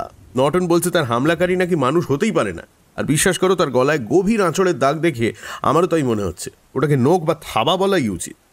বাহ, এই যে সেন্সেশনাল ব্যাপার! আজকাল দত্তিদানও লোকজনের উপর হামলা করছে। আচ্ছা, তোমরা এসব গাঁজাখুরিতে এত তাড়াতাড়ি বিশ্বাস করে নাও কি করে বলো তো? না না, দানব ফানব নয়। আমার একটা থিওরি আছে, এই চত্বরে অনেক সার্কাস বসে, সেখান থেকে গরিলা বা শিম্পাঞ্জি টাইপের কোনো প্রাণী হয়তো পালিয়ে গেছে and he was attacked by that brute. Norton রাতের বেলা ওই রাস্তা দিয়েই ফেরে। হাই স্ট্রিটের মুখে ওই ঝাঁকড়া গাছটা দেখেছো তো? নর্টন বলছে গাছের তলা দিয়ে যাওয়ার সময় ওপর থেকে কে বা তার ভাষায় কি ঘাড়ে ঝাঁপিয়ে পড়ে লোহার সাঁড়াশির মতো দুটো হাত দিয়ে তার গলাটাকে শক্ত করে চেপে ধরে। নর্টন যথেষ্ট শক্তপোক্ত মানুষ, কিন্তু সেই ব্যক্তি বা বস্তুটির জান্তব শক্তির কাছে সে একটি ছাড় পোকার মতো হয়ে গেছিল। হাত দুটো ছাড়া নর্টন কিছুই দেখতে পায়নি। ঝাপটা ঝাপটি করে নিজেকে ছাড়াতে না পেরে প্রাণ ভয়ে চিৎকার করতে থাকে। সেই শুনে 2-3 জন ছুটে আসে এবং ঘাড়ের ওপর যে ভয়ঙ্কর জিনিসটা চেপেছিল সেটা নাকি বেড়ালের মতো ক্ষিপ্র গতিতে পাশের দেয়াল টপকে পালিয়ে যায়। ছিনতাইবাজ নয় তো? গলায় ফাঁস লাগিয়ে লুট করতে চাইছিল হয়তো। হতে পারে, যদিও নর্টন বলছে এটা কোনো মামুলি ছিনতাইবাজের কীর্তি নয়। 2 হাত ছাড়া তার আর কিছুই সে দেখতে পায়নি। তবে হ্যাঁ, 2 হাতে বড় বড় ধারালো নখ ছিল, সেটা সে জোর গলায় বলেছে। যদিও সে মিনমিন করছে এখন, গলায় জোর বলে তো কিছুই নেই। তার পাঁচিল টপকে উধাও হওয়া দেখে বোঝাই যায় যে তাকে বাগে আনা সহজ নয়। নর্টন বেচারা বড্ড ভয় পেয়ে গেছে। যদিও এই কথা শুনে তোমার প্রতিবেশী বেলিংহাম বেশ খুশিই মনে হলো। বলছিলেন দুজনের মধ্যে সাপে নেউলের সম্পর্ক। কিন্তু একটা কথা বলো তো স্মিথ, তোমার মাথায় কি চলছে? মুখ দেখে মনে হচ্ছে কিছু একটা ভাবছ। মুখে কিছু না বললেও স্মিথের মনে ওই অমঙ্গলকর ইঙ্গিতটা আবার গা ঝাড়া দিয়ে উঠছে। আমার কোনো কথা কি তোমার খারাপ লাগলো? যাকে, লিয়ের মুখে শুনলাম বেলিংহামের সঙ্গে তোমার আলাপ হয়েছে। হ্যাঁ, ওই আর কি, হালকা পরিচয়। আগে দেখে শুধু হাত তুলে অভিবাদন জানাতাম, এখন কথা বলি। আমার ঘরে 2-1 বার এসেছে ও। ভাই শোনো, তোমার যথেষ্ট বয়স হয়েছে নিজের ভালো খারাপ বোঝার, কিন্তু তাও বলবো ওর সাথে বন্ধুত্ব বা কথাবার্তা বলাটা খুব একটা স্বাস্থ্যকর নয়, যদিও ও খুব বুদ্ধিমান লোক। কারণ আমি আপাতত চললাম। নেক্সট বুধবার আমাদের একটা রোয়িং কম্পিটিশন আছে, এসো কিন্তু। পাইপটা সরিয়ে স্মিথ আবার বই নিয়ে বসলেন, কিন্তু না, শত চেষ্টার পরেও বইয়ের পাতার সাথে মনটাকে বেঁধে ফেলতে পারলেন না। হিসেবে না মেলার একটা অস্বস্তি একেই যায়, কিন্তু এই ক্ষেত্রে হিসেবটা মিলছে, আর সেটাই স্মিথের অস্বস্তির কারণ। তার সাথে সাথেই ওই বিশ্রী ইঙ্গিতটা আরো জোরদার হচ্ছে। মনটা বইয়ের পাতার বদলে সিঁড়ি বেয়ে নিচে নেমে চলে যাচ্ছে বেলিংহামের ঘরে। ওই 4 দেয়ালের মধ্যেই একটা রহস্য জন্ম নিয়েছে এবং সযত্নে লালিত হচ্ছে। বেলিংহামের অদ্ভুত চালচলন, লং নর্টনের সাথে তার শত্রুতা এবং তারপর লং নর্টনের আক্রান্ত হওয়া, পুরো ঘটনা চক্রটা কি কাকতালীয়? স্মিথ যতই নিজেকে বোঝানোর চেষ্টা করুন, আর একটা ইন্দ্রিয় তাকে বলছে এটা কাকতালীয় নয়। অথচ তার পিছনে থাকা কারণ বা ইঙ্গিতটা ভাষায় প্রকাশ করা যাচ্ছে না। একটা সময়ের পর বইটা সজোরে বন্ধ করে নিজের মনেই ক্ষুব্ধ গলায় বললেন, চুলো যাক বেলিংহ্যাম। ও আশা মানেই কাজের ব্যাঘাত, সুস্থ চিন্তার ব্যাঘাত। পড়াশুনোর একেবারে 12:30 বাজিয়ে দিল। ওকে সরাসরি এড়িয়ে চলতে হবে। ও যা ভাবার ভাবুক। পরের 10টা দিন স্মিথ ঘর থেকে প্রায় বেরোলেনই না। বইয়ে মুখ গুঁজেই রইলেন সারাটা দিন। বেলিংহামের আসার সময়টায় তিনি বিশেষ সতর্ক থাকতেন। এই কয়েকটা দিনে স্মিথের দরজায় টোকা পড়েছিল বটে, কিন্তু উনি উঠে দরজা খোলেননি। অভব্য লাগলেও কিছু করার নেই। কদিন পর স্মিথ একটা নাটকের মধ্যে গিয়ে পড়লেন, অনিচ্ছাকৃতভাবেই। দুপুর নাগাদ স্মিথ সিঁড়ি দিয়ে নামছিলেন। বেলিংহামের ঘরের সামনে থেকে সিঁড়িটা আবার বেঁকে নিচের দিকে নেমেছে। তিনি যখন বেলিংহামের ঘরের কাছে দেখলেন, দরজাটা হাট করে খুলে বেরিয়ে এলেন লি। তার মুখ চোখ লাল, কোনো কারণে মারাত্মক রেগে গিয়েছেন। বেঢপ চেহারা নিয়ে লির পিছু পিছু আসছিলেন বেলিংহ্যাম। এই কদিনে বেলিংহ্যামের চেহারাখানা আরও কিম্ভূত হয়ে গিয়েছে। তবে আজ তার মুখে নিখাদ বিদ্বেষের ছায়া। ওই নিয়েই তিনি লিকে হুঁশিয়ারি দিলেন। তোমার মতো মূর্খ আমি আগে কখনো দেখিনি। এই করলে তোমায় পস্তাতে হবে, সাফ বলে দিলাম। কোনো বেলিংহ্যাম, আমায় ভয় দেখিয়ে কোনো লাভ হবে না, বুঝলে তো? যদি পস্তানোর হয় পস্তাবো, কিন্তু এই সম্পর্কে আমরা এগোতে চাই না। কিন্তু কিন্তু- কিন্তু তুমি কথা দিয়েছ, তুমি কথা দিয়েছ লি। হ্যাঁ, এবং সেই কথা আমি রাখবো। কিন্তু ইভলিনের মতো মেয়েকে তোমার সাথে বিয়ে দেওয়া মানে নিজের হাতে একটা সুন্দর জীবন নষ্ট করা। ও আমার বোন, শত্রু নয়। তাই এই সম্পর্কে ইতি টানছি। আমি জানি ও আমার কথা শুনবে। আর একটা কথা, আমি বা আমার পরিবার তোমার সাথে কোনো যোগাযোগ রাখতে চাই না। দয়া করে আমাদের আর বিরক্ত করো না। স্মিথ বেকায়দায় পড়ে গিয়েছিলেন। এরকম পারিবারিক ঝগড়াঝাটির মধ্যে পড়ার কোনো অভিপ্রায় তাঁর ছিল না। তাড়াতাড়ি সেখান থেকে বেরিয়ে এলেও বুঝতে পারলেন লি এবং বেলিংহ্যামের মধ্যে কথা কাটাকাটি গুরুতর পর্যায়ে পৌঁছেছে। হঠাৎ কি হলো যে লি তার হবু জামাইবাবুর সঙ্গে সম্পর্ক ছিন্ন করতে চাইছেন? শুধু সম্পর্ক নয়, বোনের বাগদানও ভেঙে দিলেন। একটা কথা মনে পড়ায় স্মিথ নিজের মনে মনে হেসে উঠলেন। হ্যাঁ, যাক, হেস্টির রাগের কারণটা মিটল। কি যেন বলছিল, টোড অ্যান্ড আ ডাভ। যাক, এই কথা ও আর বলতে পারবে না। এই 10 দিনে স্মিথের মনের যে খচখচানিটা হারিয়ে গিয়েছিল, দুজনের এই ঝগড়া দেখে সেটা আবার মনের মধ্যে আড়মোড়া ভাঙতে শুরু করল। সম্পর্ক ছিন্ন হওয়ার নানান কারণ থাকতে পারে, স্মিথ তা জানতেও চান না। কিন্তু বেলিংহ্যাম একটা গোপন কথার উল্লেখ করলেন। কি গোপন ব্যাপার? স্মিথের স্থির বিশ্বাস এইটা কোনো পারিবারিক ঘটনা নয়। তাছাড়া ঝগড়ার সময় বেলিংহ্যামের ওই মুখের কথাও কি ভোলা যায়? বেঢপ মুখের খাঁজে খাঁজে খেলে বেড়াচ্ছিল আক্রোশ। পারলে লিকে ছিঁড়ে খুঁড়ে দেয়। এসব ভাবতে ভাবতেই স্মিথ নদীর ধারে এসে দাঁড়ালেন। আজ হেস্টি আর মালিন্সের মধ্যে রোয়িং ম্যাচ। ভালোই ভিড় জমেছে। আজকে দিনটা চমৎকার। চারপাশে ঝকঝক করছে রোদ, রাস্তার ধারে গাছের স্নিগ্ধ ছায়া। নদীটা সবুজ মখমলের মতো মাঠের পাশ দিয়ে বয়ে গিয়েছে। সেখানেও লোকের মেলা। ছাত্র, অধ্যাপক সকলেই রয়েছেন। স্মিথ একসময় রোয়িং করতেন, বিভিন্ন প্রতিযোগিতায় নামতেন। কিন্তু আজ তিনি শুধুই দর্শক।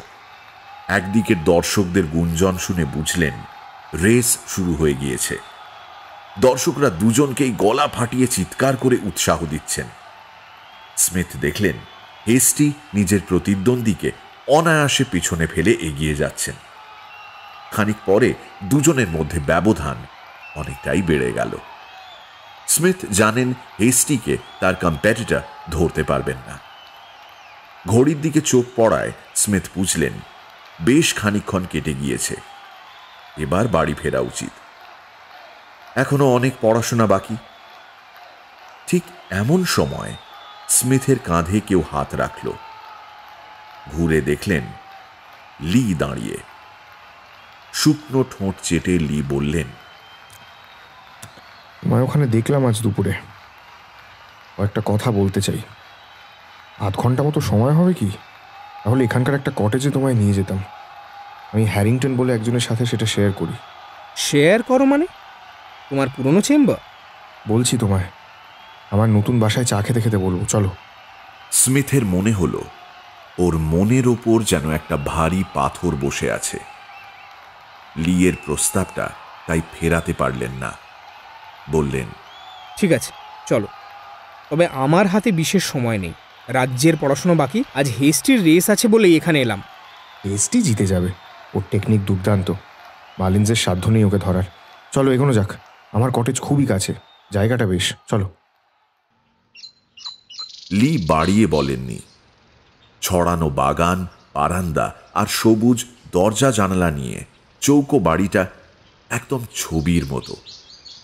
লিয়ের স্টাডি রুমটা আগের মতোই রয়েছে। একটা টেবিল, কয়েকটা রংহীন তাকে ঠাসা বই। স্পিরিট স্টোভে চায়ের ক্যাটেল বসিয়ে সিগারেটের ডিবেটা স্মিথের দিকে এগিয়ে দিলেন।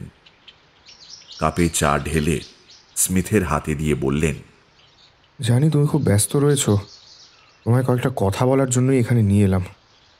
আমি কেন বাড়ি ছাড়লাম, এখানে চলে এলাম, সে নিয়ে ভেঙে বলতে গেলে অনেক কথা হয়ে যাবে। শুধু এইটুকু বলি, আমি তোমার জায়গায় থাকলে এক্ষুনি ঘর পাল্টে ফেলতাম। স্মিথ সিগারেটটা ধরাতে যাচ্ছিলেন, কিন্তু লিয়ের এই কথাটা শুনে থমকে গেলেন। ঠোঁটের ফাঁকে সিগারেট ধরে রেখেই প্রশ্ন করলেন, পাল্টে ফেলতাম? ইয়েস, কারণ বেলিংহ্যামের কাছাকাছি থাকাটা নিরাপদ নয় বলেই আমি মনে করি। আমি ভাবছি এখানেই থাকবো, কদিন আর অমুখ হচ্ছি না। নিরাপদ নয়? তোমার হেঁয়ালি আমি ধরতে পারছি না। দেখো স্মিথ, ব্যাপারটা আমি খুলে বলতে পারবো না, কিন্তু আমার কথা শোনো প্লিজ। ঘর পাল্টে ফেলো। আজ বেলিংহ্যামের সাথে খুব একচোট হয়েছে। আমি দেখেছি তুমি তখন সিঁড়ি দিয়ে নামছিলে। হ্যাঁ দেখলাম, তোমাদের মধ্যে উত্তপ্ত কথাবার্তা চলছিল। ও একটা জঘন্য লোক। This word suits him best. মনে আছে ও এক রাতে অজ্ঞান হয়ে গিয়েছিল? হ্যাঁ, সে মনে থাকবে না? আমরা দুজনে গিয়ে তো ওর জ্ঞান ফেরালাম। সেদিন থেকেই ওর ওপর আমার সন্দেহ বেড়েছে। সেই ব্যাপারগুলো নিয়ে ওকে সরাসরি প্রশ্ন করেছিলাম। ও যা বলল তাতে আমার বোবা হওয়ার জোগাড়। দেখো স্মিথ, আমায় প্রাচীনপন্থী ভেবো না, কিন্তু আমি ধর্মপ্রাণ পরিবারের ছেলে। আমি বিশ্বাস করি মানুষের জ্ঞানের পরিধির বাইরেও অনেক কিছু থাকে, সেগুলো নাড়াঘাটা না করাটাই উচিত কাজ। ঈশ্বরকে ধন্যবাদ, আমি জানতে পেরেছি। এখন জানতে না পারলে খুব দেরি হয়ে যেত। আমার বোনের সাথে ওর বিয়ে হওয়ার কথা ছিল। বাবা, ভাবলেই গায়ের রক্ত জল হয়ে যাচ্ছে। লি, আমার মনে হচ্ছে তুমি আমায় মূল বিষয়টা বলছো না, আশপাশ দিয়ে বেরিয়ে যাচ্ছ। আমি তোমায় সাবধান করে দিতে চাইছি স্মিথ, আর কিচ্ছু নয়। কিন্তু কিসের থেকে সাবধান করে দিচ্ছ সেটা না বললে আমি নিজেকে সামলাবো কিভাবে? তোমার যদি মনে হয় এই সাবধানবাণী জীবন মরণের ব্যাপার, তাহলে বেলিংহ্যামকে দেওয়া কথার কোনো মূল্যই থাকে না, কারণ জীবনের দাম অনেক বেশি।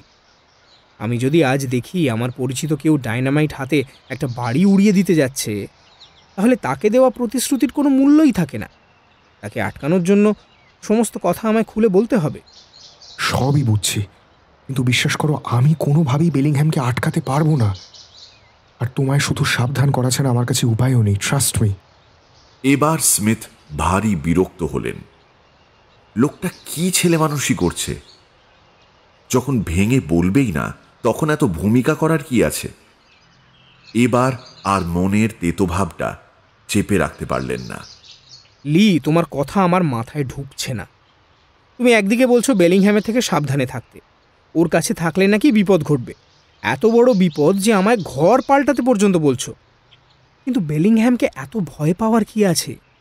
ওর কাছে কি এমন আছে যেটা এত ভয়ঙ্কর? লি মাথা নিচু করে বসে রইলেন। স্মিথ ভেবেছিলেন কথাবার্তা বললে ওর মনের ভারটা নেমে যাবে, কিন্তু এখানে হয়েছে ঠিক উল্টো। লি একেবারে নুইয়ে পড়েছেন। বহু কষ্টে তিনি বললেন, আমি তোমাকে বলতে পারবো না স্মিথ। আমি শুধু তোমাকে ঘর বদলানোর অনুরোধ করতে পারি। আমি বলছি না যে বেলিংহ্যাম তোমার কোনো অনিষ্ট করতে চায়, কিন্তু এরকম প্রতিবেশীর সঙ্গে থাকাই বিপজ্জনক। কখন কি হয় কেউ ধরতে পারবে না। আচ্ছা লি, তোমায় যদি আমি বলি যে আমি এই বিষয়টা কিছুটা জানি, একেবারে অজ্ঞ নই। ধরো আমি যদি তোমায় বলি বেলিংহ্যাম একা থাকে না, ওই ঘরে আরেকজন। স্মিথের কথাটা শেষ করতে দিলেন না লি। তড়াক করে লাফিয়ে উঠলেন। তুমি জানো শয়তানটা কি মারাত্মক ফোন দিয়ে এসেছে? না জানলেও আন্দাজ করতে পারি। ওর ঘরে একজন মহিলা আছেন, বা বলা ভালো লুকিয়ে আছেন, তাই তো? বেলিংহ্যাম কাউকে সেই কথা জানতে দেয়নি। স্মিথের জবাব শুনে লি ঝিমিয়ে পড়লেন।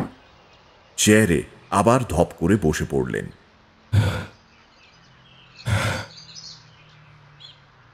আমি এর বাইরে তোমাকে কিচ্ছু বলতে পারবো না। দুঃখিত স্মিথ, আমায় ক্ষমা করে দিও। খানিকক্ষণ সব চুপচাপ। স্মিথের খেয়াল হলো বেশ খানিকটা সময় গড়িয়ে গিয়েছে। ওই ঘরটা আমার খুব পছন্দের, তাই ওখান থেকে আমায় ভয় দেখিয়ে কেউ সরাতে পারবে না। ওই ঘরে আমার জিনিসপত্র, বই খাতা সব রয়েছে। বেলিংহ্যামের কোনো কাজে আমার ক্ষতি হতে পারে, শুধু এই ধারণার বশবর্তী হয়ে ওখান থেকে বেরোনোটা নেহাতি বোকামি হবে। উপরন্তু তুমি পরিষ্কার করে কিছুই বলছো না আমায়। 5টা বাজে, আমায় এবার উঠতে হবে।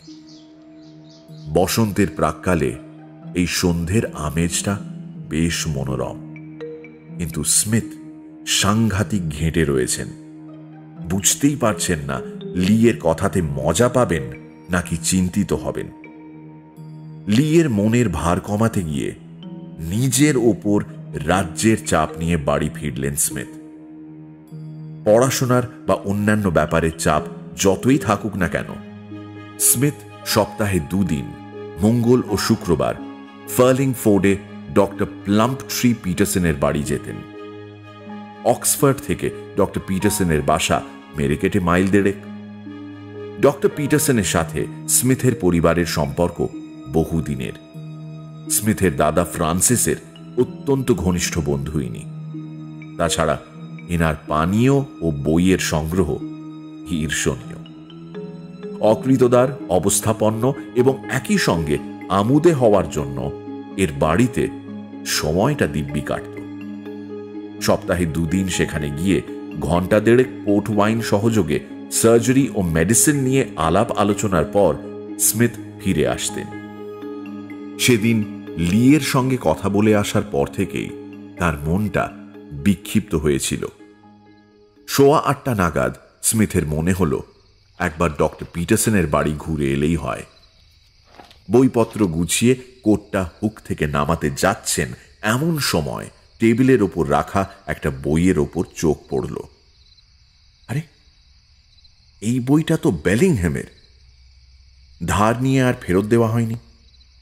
লোকটাকে দেখে মনে যতই বিতৃষ্ণা জাগুক, ওর থেকে বই এনে রেখে দেওয়াটা একেবারেই কাজের কথা নয়। বইটা হাতে নিয়ে স্মিথ দরজা বন্ধ করে বেরিয়ে এলেন। নিচে নেমে বেলিংহ্যামের দরজায় কয়েকটা টোকা দিলেন। কোনো উত্তর নেই। আবার দরজায় টোকা দিলেন।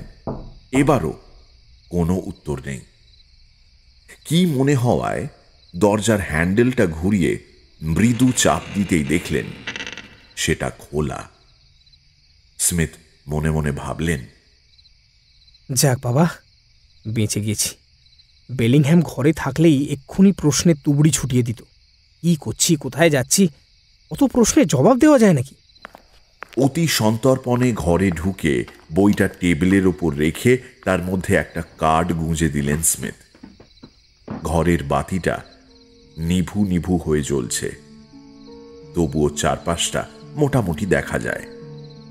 সেই বিভিন্ন পশু পাখির মাথাওয়ালা সারি সারি দেবদেবী, সিলিং থেকে ঝোলা সেই বিশাল কুমিরের দেহ, টেবিলের ওপর আগের মতোই শুকনো পাতা ছড়ানো। ঘরের একপাশের দেয়ালে মামির কেসটা হেলান দিয়ে রাখা আছে, কিন্তু সেটা এই মুহূর্তে ফাঁকা। ঘরে দ্বিতীয় কোনো মানুষ, মানে স্মিথের সন্দেহ অনুযায়ী সেই মহিলা, তার টিকিটিরও খোঁজ নেই। স্মিথের এবার সামান্য অনুশোচনা হলো। বেকার একজনকে সন্দেহ করছিলাম।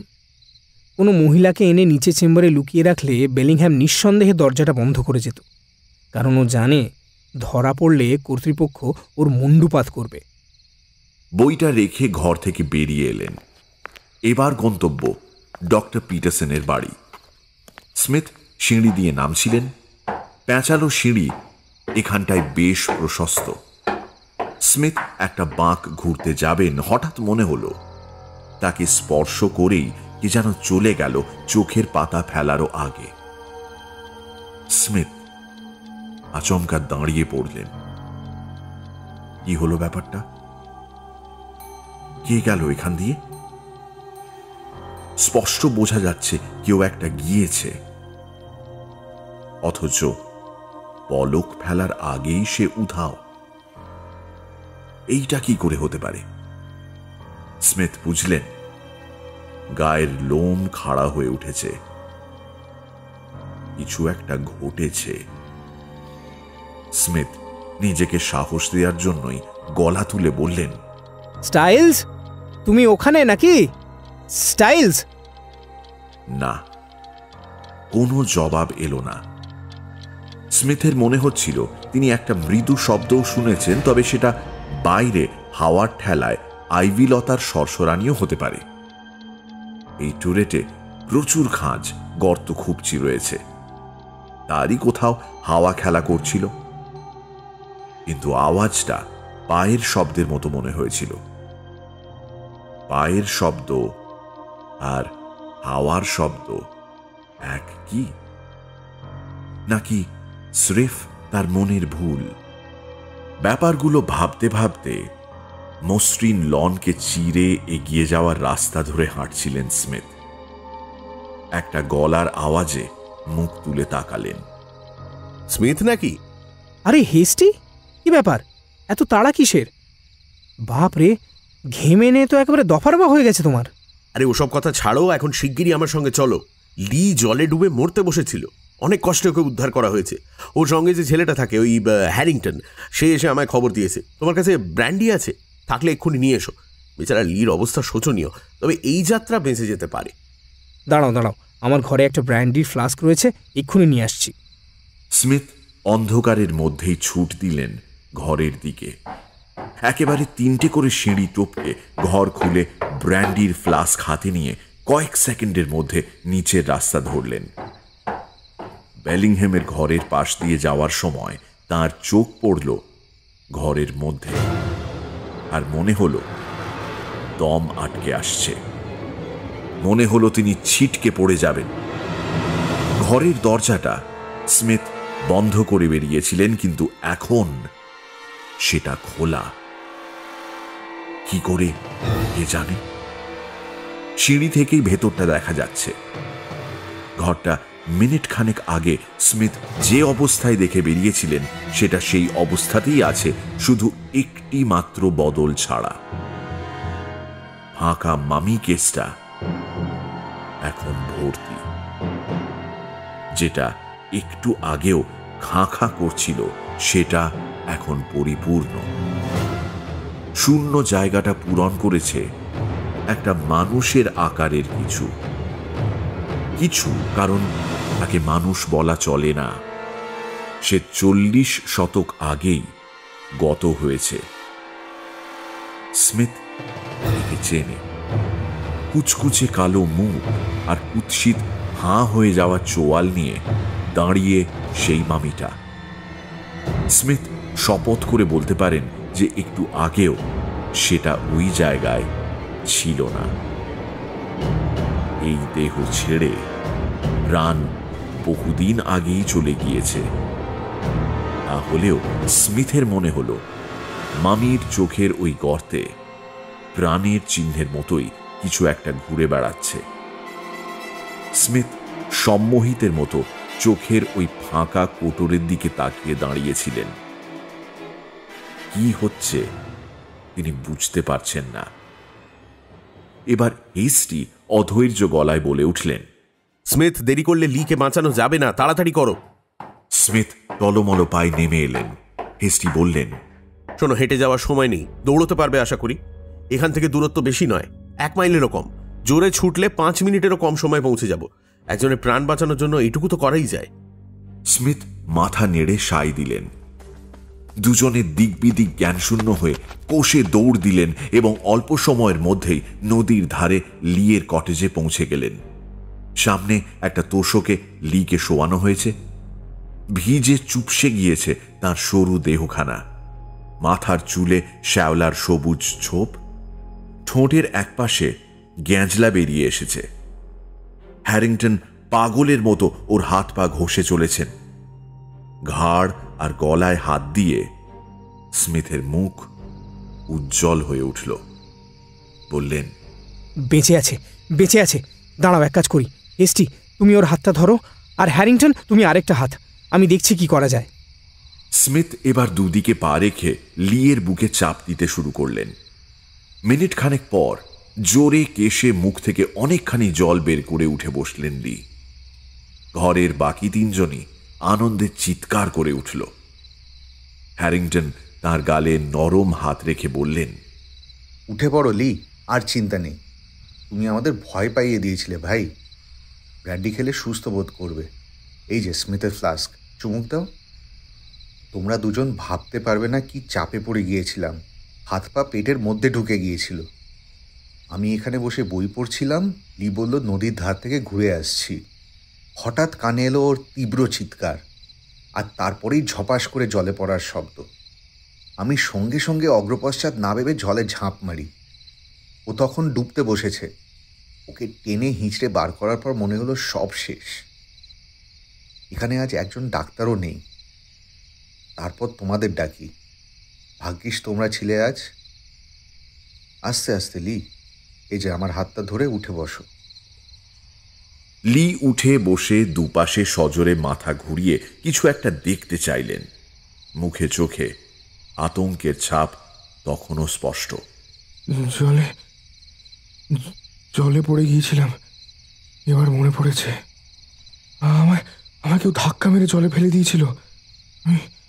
আমি নদীর ধারে দাঁড়িয়েছিলাম, হঠাৎ কেউ পিছন থেকে এসে আমায় শূন্যে তুলে জলে ছুঁড়ে ফেলে দেয়।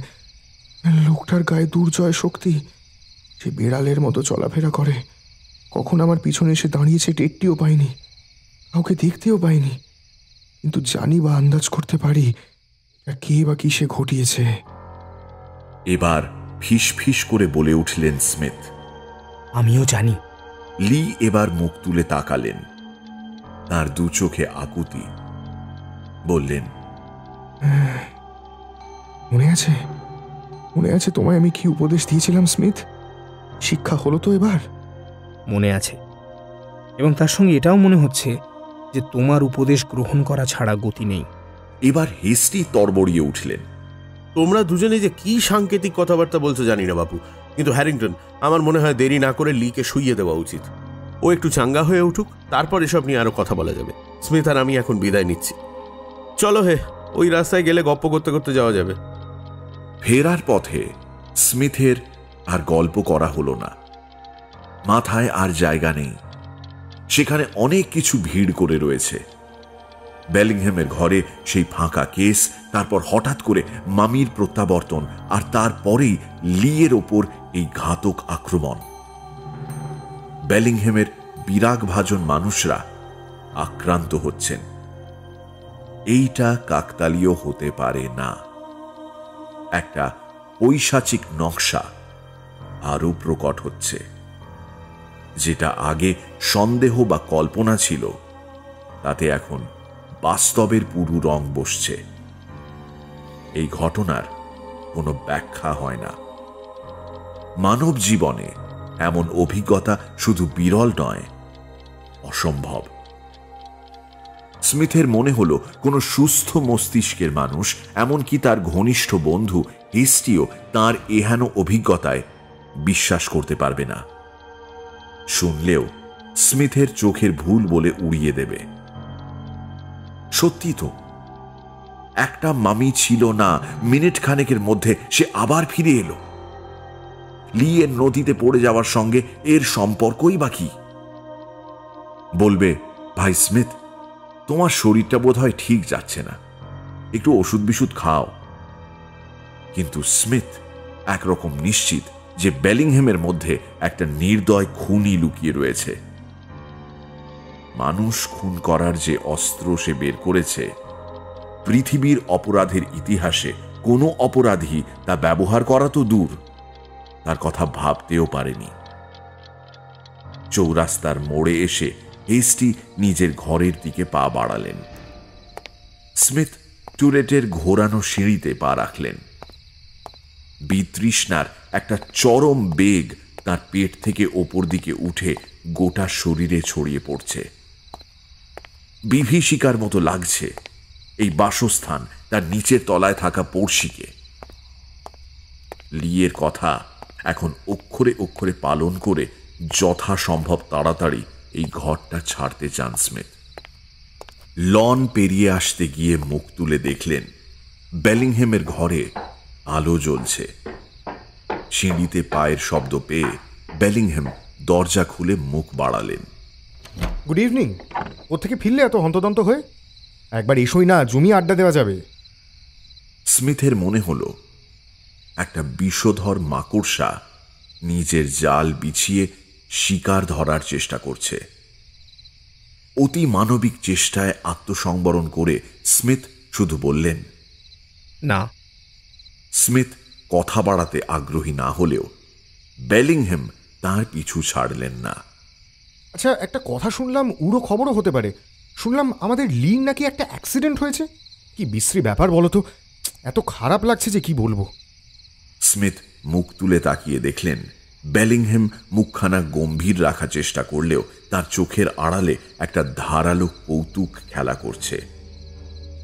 এবার স্মিথের মনে হচ্ছিল বেলিংহ্যামের মুখে একটা জোরে ঘুষি কষায়। সেটা না করে তিনি বোমার মতো ফেটে পড়লেন। বিশ্রী লাগছে তাই না? তোমাকে বলে রাখি, লি দিব্যি বেঁচে রয়েছে, এখন তার আর কোনো বিপদ নেই। কি লি ভালো আছে শুনে আরো বিশ্রী লাগছে তোমার, তাই না? তোমার শয়তানি ব্যর্থ হয়েছে বেলিংহ্যাম। হ্যাঁ হ্যাঁ, আমি জানি তুমি এবার ন্যাকা সাজবে, কিন্তু তাতে লাভ হবে না, আমি সবটাই জানি। স্মিথের ওই রুদ্র মূর্তি দেখে বেলিংহ্যাম ভয়ে দুপা পিছিয়ে চৌকাঠের ওপাশে চলে গেলেন। ওর হয়তো মনে হলো স্মিথ রাগের মাথায় কয়েক ঘা কষিয়ে দিতে পারেন। দরজার একটা পাল্লা ধরে বললেন, তুমি উন্মাদ হয়ে গিয়েছো স্মিথ। তুমি বলতে চাইছো যে লির দুর্ঘটনার জন্য আমি দায়ী? হ্যাঁ, আমি তাই বলছি, তুমি দায়ী। আর শুধু তুমি নও, তুমি আর তোমার ঘরে থাকা ওই হাড়গিলে মড়াটা, ওই তোমার স্যাঙাত। তোমার মতো লোকেদের আগে পুড়িয়ে মারা হতো বেলিংহ্যাম। সেই নারকীয় ব্যবস্থা এখন আর নেই, কিন্তু জল্লাদ এখনও রয়েছে। তার কাজই হলো গলায় ফাঁসখানা পরিয়ে হাতল টানা। এই কলেজের কারোর যদি দুর্ঘটনায় বা আচমকা মৃত্যু হয়, আমি তোমাকে পুলিশের হাতে তুলে দেবো, এই কথাটা মনে রেখো। অনেক হয়েছে, তোমার ওই তন্ত্রমন্ত্র, জাদু টোনা, কুৎসিত ছায়া এখানে কাজে দেবে না, এই তোমায় পরিষ্কার বলে দিলাম। তুমি উন্মাদ হয়ে গিয়েছো স্মিথ। তুমি প্রলাপ বকছো। ডাক্তার দেখাও, নয় মানসিক ব্যায়াম সারাতে কোনো হসপিটালে যাও। You are absolutely mad. আমার যা করার আমি করব, কিন্তু মনে রেখো, একটুও যদি বেচাল দেখি, তোমায় আমি ছাড়ব না। আমার তোমার উপর নজর রয়েছে। জাহান্নামে যাও, গেট লস্ট। এই বলে দড়াম করে দরজা বন্ধ করে দিলেন বেলিংহ্যাম। স্মিথ সে রাতটা আর ঘুমোতে পারলেন না। রাজ্যের চিন্তা তার মাথায় ভিড় করে এলো এবং তাদের অধিকাংশই সুখকর নয়। পাইপ টেনেই রাতটা কাটল। পরদিন সকাল থেকে স্মিথ নিচের তলা থেকে আর কোনো শব্দ পেলেন না। বেলার দিকে একবার হ্যারিংটন এসে জানিয়ে গেলেন যে লি এর শারীরিক অবস্থা এখন একদমই স্বাভাবিক। স্মিথ সারা দিন পড়াশোনা নিয়েই রইলেন, কোথাও বেরোলেন না। এই কদিন প্রচুর সময় নষ্ট হয়েছে। সন্ধ্যের আগে আগে তার মনে হলো একটু ঘুরে আসা যাক।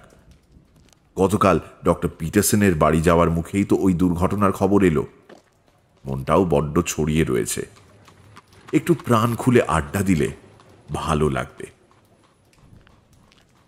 সিঁড়ি দিয়ে নামার সময় দেখলেন বেলিংহ্যামের ঘরের দরজা বন্ধ। লন পেরিয়ে গেটের দিকে যাওয়ার সময় কি মনে হওয়ায় পিছনে ঘুরে স্মিথ দেখলেন ঘরের বারান্দায় বেলিংহ্যামের মুন্ডুখানার অবয়ব দেখা যাচ্ছে। জানালার কাছে মুখ লাগিয়ে বাইরের অন্ধকারে সে কি একটা দেখছে।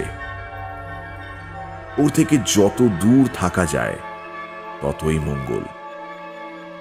সন্ধ্যের পর এই জায়গায় মিঠে হাওয়া দেয়। সামনের ইউনিভার্সিটি বিল্ডিং এর মস্ত চূড়ো আকাশের ঘোলাটে চাঁদটাকে প্রায় ছুঁয়ে ফেলেছে। স্মিথ দ্রুত পায়ে হাঁটছিলেন। ইউনিভার্সিটিটা আসলে এই শহরের শেষ প্রান্তে অবস্থিত। স্মিথ লোকালয়ের সীমানা ছাড়িয়ে এলেন। এই রাস্তার দুপাশে ঝোপঝাড় রয়েছে। এখানে বাড়িঘর বা লোকজন নেই বললেই চলে। এই রাস্তায় কিছু দূর যাওয়ার পরই পিটারসনের বাড়ি। খানিক পর তিনি অ্যাভিনিউ গেটের সামনে এসে দাঁড়ালেন। এই গেটের রাস্তাটা ধরে সোজা ফার্লিং ফোর্ডের দিকে যাওয়া যাবে। লোহার গেটটা খুলে ভেতরে ঢুকলেন স্মিথ। গাছপালার ফাঁক দিয়ে সামনের বাড়ির জানলা দিয়ে মিটমিটে আলো এসে পড়েছে। স্মিথের একটু অস্বস্তি হচ্ছিল। এবার বুঝতে পারলেন তার কারণটা কি। একটা শব্দ পাচ্ছিলেন বেশ কয়েক মিনিট ধরে। এবার সেটা আরো স্পষ্ট হলো। কেমন একটা খচমচে শব্দ, শুকনো পাতা ভাঙার মতো। স্মিথ ঘুরে তাকালেন রাস্তাটার দিকে। তাকিয়ে রইলেন, কারণ তখন তার সমস্ত ক্ষমতা লোপ পেয়েছে। দুঃস্বপ্নের মধ্যে পড়ে মানুষ যেমন থ মেরে যায়, ঠিক তেমনই এইটা দুঃস্বপ্ন ছাড়া আর কিছুই না। জিনিসটা প্রাণীর মতোই চলে ফিরে বেড়াচ্ছে, চলার রকম সকমও হাড় হিম করা।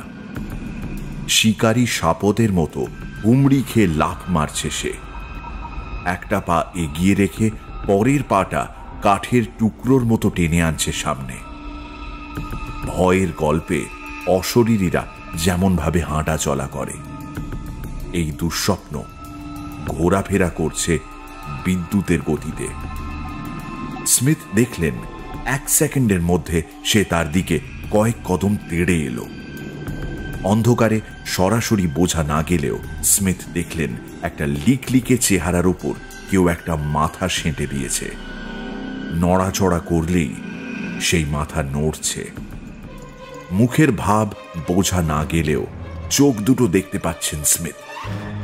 না, সে দুটো চোখ নয়, হতেই পারে না। ওই দুটো জ্বলন্ত কয়লার টুকরো। সেই দুঃস্বপ্নের মতো বস্তুটা এবার স্মিথের প্রায় সামনে। আরেকটু এগিয়ে এসে হাত বাড়ালেই স্মিথের গলাটা তার হাতের নাগালে চলে আসবে। সেটা সে বুঝতে পেরেই হাত দুটো তুলল, আর একটা মরিয়া ভাব যেন স্মিথের কানে কানে বলে দিয়ে গেল, এবার দৌড় দাও, না হলে মারা পড়বে। সামনের বাড়িগুলোতে আলো জ্বলছে, সেখানে লোক আছে, এখনো সময় আছে। স্মিথ নিজের শরীরটা চাবুকের মতো ঘোরালেন। দেখলেন তার পা গতি নিয়ে নিয়েছে। অ্যাথলিট হিসেবে তার সুনামই ছিল, এতদিন দৌড়েছেন প্রাইজ জেতার জন্য। আজ আসল প্রতিযোগিতা, বাঁচলে জীবনের প্রাইজ পাবেন। স্মিথ গেটটা টেনে দিয়েছিলেন, এবার শুনলেন সেটা কেউ এক মোক্ষম ধাক্কায় খুলে দিল। যে তাকে তাড়া করে আসছে এটা তারই কাজ। ওই এক ধাক্কা থেকেই বোঝা যায় তার গায়ের পাশবিক শক্তি। একবার পিছনে ঘুরে দেখলেন দুটো শুকনো হাত, শুকনো পুড়ে যাওয়া ডালের মতো হাত এগিয়ে আসছে। এবার তাদের লক্ষ্য স্মিথের ঘাড়। প্রাণের ভয়ও একটা আশার আলো জ্বালায়। মৃত্যু সামনেই, কিন্তু তবুও স্মিথের মনে হলো, ওই তো সামনের দরজাটা একটু ফাঁক রয়েছে, ওই তো আলো এসে পড়েছে, আর কয়েক কদম এগোলেই সেটা নাগাল পাবো। স্মিথ দৌড়তে দৌড়তেই একটা মাঝারি লাফ মেরে ঘরে ঢুকে পড়ে দরজাটা সর্বশক্তি দিয়ে বন্ধ করে দিলেন। মনে হচ্ছে হৃৎপিণ্ডটা ছিটকে বেরিয়ে আসবে শরীর থেকে। স্মিথ টলতে টলতে একটা আর্ম চেয়ারে বসে পড়লেন। শব্দ পেয়ে পিটারসন নিজের স্টাডি থেকে বেরিয়ে এলেন। স্মিথকে ওই অবস্থায় দেখে ঘাবড়ে গেলেন তিনি। এ কি স্মিথ, কি হয়েছে? কি হয়েছে তোমার? এভাবে হাঁপাচ্ছ কেন? তোমার মুখ চোখ বসে গেছে কেন? কি হয়েছে বলো? আমায় একটু ব্র্যান্ডি দিতে পারবে? দাঁড়াও, এক্ষুনি নিয়ে আসছি। নিমেষের মধ্যে বোতল আর গ্লাস নিয়ে হাজির হলেন পিটারসন। তোমায় দেখেই বুঝতে পারছি ব্র্যান্ডি ছাড়া তোমার হবে না। তুমি জানো তোমার মুখটা রক্ত শূন্য হয়ে গেছে। কয়েক পেয়ালা ব্র্যান্ডি খেয়ে ধাতস্থ হলেন স্মিথ। পিটারসনের হাত দুটো ধরে অনুনয়ের সুরে বললেন, ধন্যবাদ তোমায়, এখন অনেকটা ভালো বোধ করছি। এরকম অভিজ্ঞতা আগে কখনো হয়নি। তোমার কাছে একটা অনুরোধ, দয়া করে আজকের রাতটা এখানে কাটানোর অনুমতি আমায় দাও। দিনের আলো না ফুটলে আমি ওই রাস্তা ধরে ঘরে ফিরতে পারবো না, প্লিজ। আরে এটা আবার আলাদা করে বলার কি আছে? আমি এখনই মিসেস বার্নিকে বলছি ব্যবস্থা করতে। তার আগে এসো তো আমার সাথে। কোথায় যাব? তোমার দোতলায়, দরজার উপরে জানলা দিয়ে সামনেটা পুরো দেখা যায়। আমি যা দেখেছি সেটা তোমাকেও দেখাতে চাই। স্মিথ আর পিটারসন তাড়াতাড়ি ওপরে উঠে হল ঘরের সেই জানালাটার সামনে এসে দাঁড়ালেন। কই দেখি কোথায় কি আছে।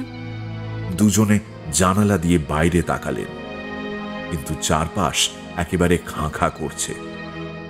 পিটারসন হালকা ঠাট্টার সুরে বললেন, স্মিথ, তুমি না সত্যি আজকাল কল্পনার গরু গাছে চড়িয়ে দিচ্ছ দেখছি।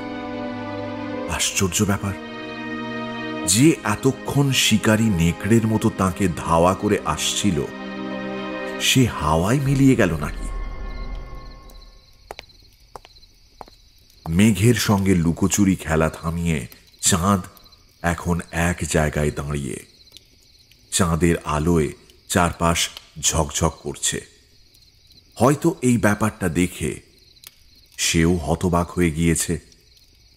স্মিথ বাইরে তাকালেন, এদিক ওদিক তাকিয়ে কিছু পেলেন না।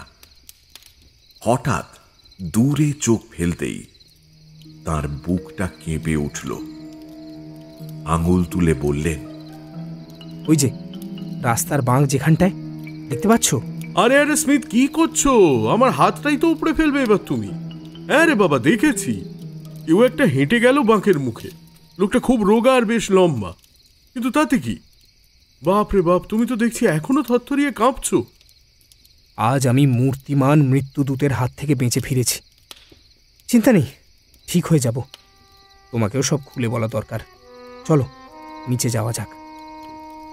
ল্যাম্পের উজ্জ্বল আলোয় ওয়াইন সহযোগে পুরো ঘটনাচক্রের বিস্তারিত বর্ণনা দিলেন স্মিথ। একদম রাত্রিবেলায় মামির কেসের সামনে বেলিংহ্যামের অজ্ঞান হওয়া থেকে শুরু করে লং নটন আর লি এর ওপর হামলা হয়ে আজকের এই মারাত্মক ঘটনা। ডক্টর পিটারসনের কাছে এই ব্যাপারটা অকল্পনীয় ছিল। নিজের সবচেয়ে রংদার কল্পনা শক্তির প্রয়োগ করেও এমন কিছু ভাবতে পারতেন না। ব্যাপারটার পৈশাচিক মাত্রা যে লাগাম ছাড়া সেটা বুঝতেই পারছ। শুনতে অবিশ্বাস্য হলেও পুরো ব্যাপারটা সত্যি। এইরকম ঘটনা কোশ্মিন কালেও শুনিনি। তুমি তো আমায় সব তথ্যই দিয়েছো, কিন্তু এসব দেখে বা এরকম অভিজ্ঞতা যোগ করে তুমি কোন সিদ্ধান্তে পৌঁছেছো? কারণ ব্যাপারটা নিয়ে তুমি যে অনেক ভাবনা চিন্তা করেছো সেটা বোঝাই যাচ্ছে। এখনো বেশ কয়েকটা ধোঁয়াটে অধ্যায় আছে এই ব্যাপারটায়, কিন্তু সব শুনে আমার মনে হচ্ছে যে এই বেলিংহ্যাম ছোকরা প্রাচ্যের ভাষা বা অনুরূপ বিষয় পড়ে এমন কিছুর হদিশ পেয়েছে যেটা অবশ্যই খুব গোপনীয় এবং সম্ভবত যার সাহায্যে একটা মামিকে কিছু সময়ের জন্য জীবন্ত করা যায়। এই বিদ্যা অতি বিপজ্জনক এবং একে আয়ত্ত করা সহজ নয়, কিন্তু বেলিংহ্যাম করতে পেরেছে। প্রথমবার ব্যবহার করে ও তার ফলাফল দেখে ভয় পেয়ে অজ্ঞান হয়ে যায়। মানে যে রাতে বেলিংহ্যামের ঘরে গিয়ে ওর জ্ঞান ফেরাই, ওই রাত। কারণ একটা হাজার হাজার বছরের পুরনো মৃতদেহ চোখের সামনে নড়াচড়া করতে শুরু করলে নার্ভ ধরে রাখা মুশকিল। হয়তো ও জানতো এমনটাই হতে চলেছে, কিন্তু ভাবা আর চোখের সামনে দেখতে পাওয়ার মধ্যে প্রচুর ফারাক। অবশ্য যত দিন এগিয়েছে এই মামির প্রাণ প্রতিষ্ঠার সাথে বেলিংহ্যাম অভ্যস্ত হয়ে পড়েছে, তাই ভয়টাও কমেছে। এইটুকু বলতে পারি যে মামির মধ্যে প্রাণ বেশিক্ষণ স্থায়ী হয় না, তবে এর একটা বেশ জটিল প্রক্রিয়া রয়েছে। সেটা হয়ে যাওয়ার পর এই মামি তার আজ্ঞাবহ দাসের ভূমিকা পালন করে। তবে যখনই প্রাণ ফিরে পাক না কেন, তার ভয়ানক গায়ের জোর আর শানিত বুদ্ধি অটুট থাকে। আমি আর বেলিংহ্যাম আত্মীয়তার বাঁধনে পড়তে যাচ্ছিলাম। লিয়ের মতো ছেলে হয় না, সে হয়তো কোনোভাবে বেলিংহ্যামের এই পিশাচ সহযোগীর কথা জানতে পারে। লি ধর্মপ্রাণ বাড়ির ছেলে, তাই জানা মাত্র বেলিংহ্যামের সঙ্গে সমস্ত সম্পর্ক ছিন্ন করে। নিজের বোনের সাথে বিয়ের কথাও ভেঙে দেয়। লি শপথ করে যে বোনের সামনে বেলিংহ্যামের মুখোশ টেনে খুলে তার হিংস্র কুটিল চেহারাটা দেখিয়ে দেবে। এই খবর তো ফাঁস হতে দেওয়া যায় না। অগত্যা উপায় খুব সহজ, লির মুখ চিরতরে বন্ধ করে দাও। তার পেছনে নির্মম পিশাচকে লেলিয়ে দেওয়া হলো। এর আগেই নটনের সঙ্গেও সে একই কাজ করে। ওর সঙ্গে তার পুরনো শত্রুতা রয়েছে। দুটো খুনের ষড়যন্ত্র করেছে এই ঠান্ডা মাথার অপরাধী। দুটো মানুষই স্রেফ ভাগ্যের জোরে বেঁচে গিয়েছে। লির দুর্ঘটনা যেদিন ঘটল সেদিন আমি ওকে কড়া ভাষায় সরাসরি বলি যে ওর ফিকির আমি ধরতে পেরেছি। ব্যাস, আমিও ওর খতমের তালিকায় উঠে গেলাম। আমার ঘর ছেড়ে বেরোনোর জন্য অপেক্ষা করছিল বেলিংহ্যাম। ফাঁকা রাস্তাতে পেলে তো কথাই নেই। ও জানতো আমি তোমার এখানে আসি, তাই ওত পেতেছিল। আজ বাড়ি থেকে বেরোনো মাত্র ওই পৈশাচিক ঘাতককে আমার পেছনে পাঠায়। আর একটু হলেই ওর পাতা ফাঁদে আমি পা দিয়ে প্রাণটা হারাতাম। ভাগ্যিস তোমার দরজা ভেজানো ছিল, নাহলে সকালে উঠে ঘাড় মটকানো অবস্থায় আমায় ওই দরজার সামনেই পেতে। আমি কিন্তু ভূত নই, আমার মনের জোরও নেহাত কম নয়, কিন্তু মৃত্যু ভয় এই প্রথম পেলাম, তাই সামলে উঠতে একটু বেগ পেতে হচ্ছে। এসব কথা সম্ভব বলে মনে হয় না, কিন্তু এখন স্মিথের বক্তব্য ফুৎকারে ওড়ানোটাও ঠিক হবে না। বরং পিটারসন সদয় গলায় বললেন, ভাই আমার, তুমি গোটা ব্যাপারটা একটু বেশি সিরিয়াসলি নিচ্ছ না তো? রাতের পর রাত জেগে তুমি পড়াশোনা করো, অন্যান্য চাপ তো রয়েইছে। তোমার কথা যদি সত্যিও হয় তাহলেও ভেবে দেখো, এরকম একটা প্রাণী অক্সফোর্ডের রাস্তায় ঘুরে ফিরে বেড়াচ্ছে, অথচ কারোর চোখে পড়ল না। ঘটনাগুলো সত্যিই কেমন অদ্ভুত, বাস্তবের সাথে মিল নেই। কিন্তু ভাই আমার মনে হয় এটার একটা স্বাভাবিক ব্যাখ্যা কিন্তু থাকতেও পারে। আজকে রাতের ঘটনার পরেও বলবে এই কথা? নিশ্চয়ই। তুমি বাড়ি থেকে ভারাক্রান্ত মাথায় বেরিয়েছিলে, এইসব অবাস্তব ব্যাপার স্যাপার তোমার মাথায় কিলবিল করছিল। এদিকে ভব ঘুরে চোর ছ্যাঁচড়ের তো অভাব নেই, তারা তোমার পিছু নিয়েছিল 2 পয়সা কামানোর আশায়। তোমায় দৌড়তে দেখে তারা আরো সাহস পায়। বাকিটার জন্য দায়ী তোমার ভয় আর কল্পনা শক্তি।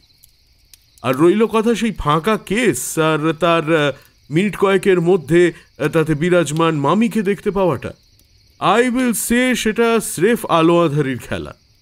কারণ তুমি বলেছিলে ল্যাম্পটা নিভু নিভু হয়ে এসেছিল, হয়তো প্রথমবার তুমি অতটা মন দিয়ে খেয়াল করনি। না পিটারসন, না, অতটাও বোকা আমি নই। তাছাড়া প্রথমবার মামিটা আমার নজর এড়িয়ে গিয়েছিল, পরের বার চোখে পড়ল, এটাও হতে পারে না। এই মামি লি এবং নর্টনকে খুন করার চেষ্টা করছে, এটাও ধোপে টেকে না। লি হয়তো পা পিছলে জলে পড়েছে, আর নর্টনের ঘটনাটা নেহাতি কোনো গুন্ডা বদমাশের কাজ হতে পারে। তুমি পুলিশ ম্যাজিস্ট্রেটের সামনে এই যুক্তি খাড়া করলে তারা কিন্তু হেসে উড়িয়ে দেবে। জানি, তারা আমায় নির্বোধ মনে করে আমায় নিয়ে হাসাহাসি করবে, তাই যা করার আমি নিজেই করব। মানে সাধারণ মানুষকে এই বিভীষিকার হাত থেকে বাঁচানোটা আমার দায়িত্ব। তাছাড়া ওই প্রেত মানুষ যতক্ষণ আছে ততক্ষণ আমি কোথাও নিরাপদ নই। কলেজের বাইরে রাস্তা ধরেও তাক করে থাকবে পিটারসন। ও আমার শরীর ছিন্ন ভিন্ন করার অপেক্ষায় থাকবে। ওর শুধু একটা সুযোগ চাই, আর আমি এরকম দুর্বল মানুষের মতো মৃত্যুবরণ করব না। আমি লড়ব। এই মরার হাতে মরার জন্য আমার জন্ম হয়নি। পিটারসন দেখলেন স্মিথের চোয়াল শক্ত হয়ে গিয়েছে, কপালের পাশের শিরাগুলো রাগ আর জেদে ফুটে উঠেছে। কোথাও মেঘ গর্জন করে ডেকে উঠল। স্মিথ সামনের মেঝের দিকে তাকিয়েছিলেন, তারপর মাথা নেড়ে কি একটা ভেবে পিটারসনকে বললেন, তোমার কলমটা আর কিছু কাগজ আমায় ধার দিতে পারবে এই ঘন্টাখানেকের জন্য? হ্যাঁ অবশ্যই, ওই তো ওই টেবিলের ওপর দুটোই পেয়ে যাবে। স্মিথ ফুলস্ক্যাপ কাগজের বিস্তা টেনে নিয়ে খসখসিয়ে কি সব লিখতে শুরু করলেন। এরপর একটার পর একটা কাগজে লিখছেন আর তারপর সেটা সরিয়ে রাখছেন। পিটারসন আর্মচেয়ারের ওপর থেকে উঁকি মেরে দেখার চেষ্টা করলেন কি লিখছেন। ঘণ্টা 2 পর স্মিথ পরম সন্তুষ্টির সাথে কাগজের দিস্তা গুছিয়ে উঠে দাঁড়ালেন। ডেস্কের ওপর গুছিয়ে রেখে বললেন, ব্যাস হয়ে গেছে, এবার এখানে একটা সই করো, সাক্ষীর সই। সাক্ষী? কিসের সাক্ষী? আমার সিগনেচার আর তারিখের। তারিখটাই সবচেয়ে জরুরি, আমার জীবন এর উপরেই নির্ভর করছে। স্মিথ, তোমার কথা আমার মাথায় বিন্দু মাত্র ঢুকছে না। দোহাই তোমার, আজকের মতো বিশ্রাম নাও। সন্ধ্যের ঘটনার পর তুমি বেজায় ঘেঁটে আছো, তোমার মাথা কাজ করছে না। বিশ্বাস করো পিটারসন, আমার মাথা একদম পরিষ্কার, কোনো রকম দোলাচল বা দ্বিধার জায়গা নেই। আমি কথা দিচ্ছি, তুমি সই করে দিলেই আমি আজ রাতের মতো ক্ষান্ত দেব। আচ্ছা, সে না হয় সই করে দিচ্ছি, কিন্তু ব্যাপারটা কি সেটা অন্তত বলো। এই যে আমি আজ রাতে এত কিছু বললাম, এটা তারই বয়ান, আর আমি চাই এইটাতে তুমি সাক্ষী হিসেবে থাকো। পিটারসন আর কথা না বাড়িয়ে কাগজটাতে সই করে দিলেন। এই নাও তোমার সই, কিন্তু তুমি কি করবে ভেবেছো সেটা বলবে কি? এই পেপারটা যত্ন করে রেখে দিও, কোনো কারণে আমি গ্রেপ্তার হলে এটা প্রডিউস করো। গ্রেপ্তার হবে? কে গ্রেপ্তার হবে, আর কেনই বা গ্রেপ্তার হবে? আমায় খুনের জন্য গ্রেপ্তার করা হতে পারে পিটারসন, এবং সেটার আশঙ্কা সম্ভাবনা দুইই রয়েছে। আমায় প্রস্তুত থাকতে হবে। আমার সামনে একটাই রাস্তা খোলা রয়েছে, এবং এই রাস্তা আমায় নিতেই হবে, ফলাফল যাই হোক না কেন। স্মিথ, আমার মনে হচ্ছে তুমি খেয়ালের বশে ভীষণ হঠকারী সিদ্ধান্ত নিয়ে ফেলছো। এরকম করো না, একবার ভেবে দেখো। এখন অন্য কিছু করাটাই হঠকারিতা হবে। আমার কথা বিশ্বাস করো, আমি যা করার ভেবেচিন্তেই করছি। আশা করছি তোমায় আর বিরক্ত করতে হবে না আমায়। তোমার কাছে আমার বয়ান আছে, এইটা ভেবেই অনেকটা নিশ্চিন্ত বোধ করছি। এবার বন্ধু, আমি তোমার আদেশ পালন করে ঘুমোতে চললাম। একটা ভালো ঘুম দরকার, কাল সকালে আমায় তরতাজা থাকতেই হবে। স্মিথ এমনিতে শান্ত ও বন্ধুবৎসল হলেও তার অন্তরে একজন ভয়ানক একরোখা ব্যক্তি বাস করে। চট করে রেগে যান না, কিন্তু রেগে গেলে তাকে আটকানো প্রায় অসম্ভব। এমন একজনকে শত্রু বানানোটা একেবারেই বুদ্ধিমানের কাজ নয়। প্রতিটা কাজে তিনি একই রকম দৃঢ় প্রতিজ্ঞা নিয়ে নামেন, সে খেলাধুলোই হোক বা পড়াশোনা। এই বিশেষ কাজটির জন্য তিনি একদিন পড়াশোনা শিখেই তুলে দিলেন। পিটারসনকে দিয়ে সই করালেও নিজের প্ল্যানের কথা ঘুণাক্ষরেও বললেন না। পরদিন সকাল 9টা নাগাদ অক্সফোর্ডের উদ্দেশ্যে বেরিয়ে পড়লেন। হাই স্ট্রিটের মুখেই ক্লিফার্ডস নামের একটি দোকান রয়েছে। বেশ পুরনো দোকান, বন্দুক বিক্রি করে। সেখান থেকে দেখে শুনে একটা রিভলভার আর কিছু বুলেট কিনলেন। 6টা বুলেট বন্দুকে ভরে সেটা কোটের পকেটে নিয়ে প্রথমে গেলেন হেস্টির ঘরে। তিনি তখন ব্রেকফাস্ট সহযোগে খবরের কাগজে খেলার পাতাটা ঊর্ধ্বশ্বাসে গিলছেন। স্মিথকে দেখেই একগাল হেসে বললেন, আরে এসো হে, কি ব্যাপার আজ এত সকাল সকাল? কফি খাবে নাকি? না, কফি টফি পরে হবে। এসটি, তোমার সাহায্য চাই। নিশ্চয়ই, বন্ধুর জন্য আমি সবসময় তৈরি। তোমায় আমার সঙ্গে আসতে হবে হেস্টি, আর আমি যা বলি ঠিক সেটাই করতে হবে। অ্যাগ্রিড। আর সঙ্গে একটা শক্তপোক্ত লাঠি নিয়ে এসো। এই তো আমার এই হান্টিং ক্রপ একটা আস্ত ষাঁড়কে ঘায়েল করে দিতে পারে। আরেকটা কথা, অ্যাম্পিউটেশনের কাজে যে ছুরি ব্যবহার করা হয় সেটাও নিয়ে নিও।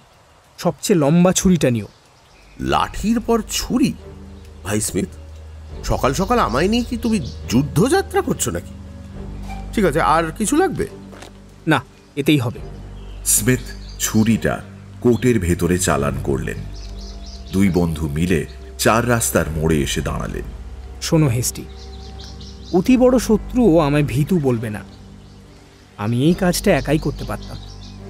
তোমায় সঙ্গে রাখছি বাড়তি সাবধানতার জন্য। বেলিংহ্যামের সাথে আমার একটু বোঝাপড়া দরকার। শুধু একজনের সাথে মোকাবিলা করতে হলে চিন্তা নেই, আমি তাকে অনায়াসে সায়স্তা করতে পারব। কিন্তু আমি যদি চিৎকার করি, তুমি তোমার হান্টিং ক্রপ নিয়ে ওপরে আসতে দেরি করো না, বুঝেছো? দৌড়ে ওপরে আসবে আর সর্বশক্তি দিয়ে এই হান্টিং ক্রপ চালাবে। ঠিক আছে, আমি এখানে দাঁড়িয়ে রইলাম, তুমি হাঁক দিলেই চলে আসবে। ঠিক আছে, আমি ওপরের ঘরে চললাম। একটু সময় লাগতে পারে, আমি বলা না পর্যন্ত এখান থেকে এক পাও নড়বে না। তুমি নিশ্চিন্তে যাও, এই যে আমি এখানে শেকড় গেড়ে বসলাম। স্মিথ সিঁড়ি বেয়ে ওপরে উঠে এক লাথিতে বেলিংহ্যামের ঘরের দরজাটা খুলে দিলেন। লোকটা টেবিলে বসে কি যেন লিখছিল। ঘরের দরজা খোলার জোর আওয়াজে চমকে উঠে ঘাড় ঘোরালেন। ওকে সময় দেওয়া যাবে না। স্মিথ তীর বেগে ঘরে ঢুকে দরজাটা হ্যাঁচকা টান মেরে বন্ধ করে চাবিটা ঘুরিয়ে নিজের জামার পকেটে রেখে দিলেন। গোটা ঘটনাটার আকস্মিকতায় বেলিংহ্যাম হতচকিত হয়ে গেলেন। আজকেও তার ঘরে সেই অদ্ভুত দর্শন জিনিসপত্রের ভিড়, আর তার মধ্যমণি হিসেবে কাঠের কেসে রয়েছে শুকিয়ে যাওয়া ইজিপশিয়ান মামি। চোখের ফাঁকা কোটর, মুখের কাছে গহ্বর আর গা ঘিনঘিনে ভাব নিয়ে সে দরজার দিকে ঘুরে রয়েছে। মামির কেসে লট নাম্বার 249-এর লেবেল সাঁটা।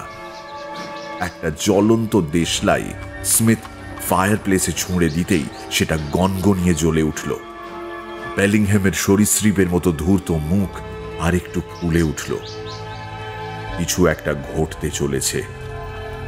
পরিস্থিতি স্বাভাবিক রাখতে বললেন, এসেছো যখন আরাম করেই বসো। স্মিথ চেয়ারে বসে পকেট থেকে পিস্তলটা বের করে নিজের কোলে রাখলেন। এবার কোট থেকে অ্যাম্পিউটেশনের কাজে ব্যবহার হওয়া ছুরিটা বের করে বেলিংহ্যামের দিকে এগিয়ে বললেন, এই ছুরিটা দিয়ে তোমার সাগরেদ ওই মামিটাকে কাটো। বেলিংহ্যামের গলার স্বরে তীক্ষ্ণতা এলো। ও আচ্ছা, তাই করতে হবে? শুধু এটুকুই? হ্যাঁ, ঠিক তাই। আইন অনুযায়ী আমি তোমার গায়ে হাত দিতে পারবো না, কিন্তু আজ আমি মরিয়া। আজ আমি কোনো কিছুর ধার ধারবো না। আজ বিচার থেকে শাস্তি সব আমিই করব।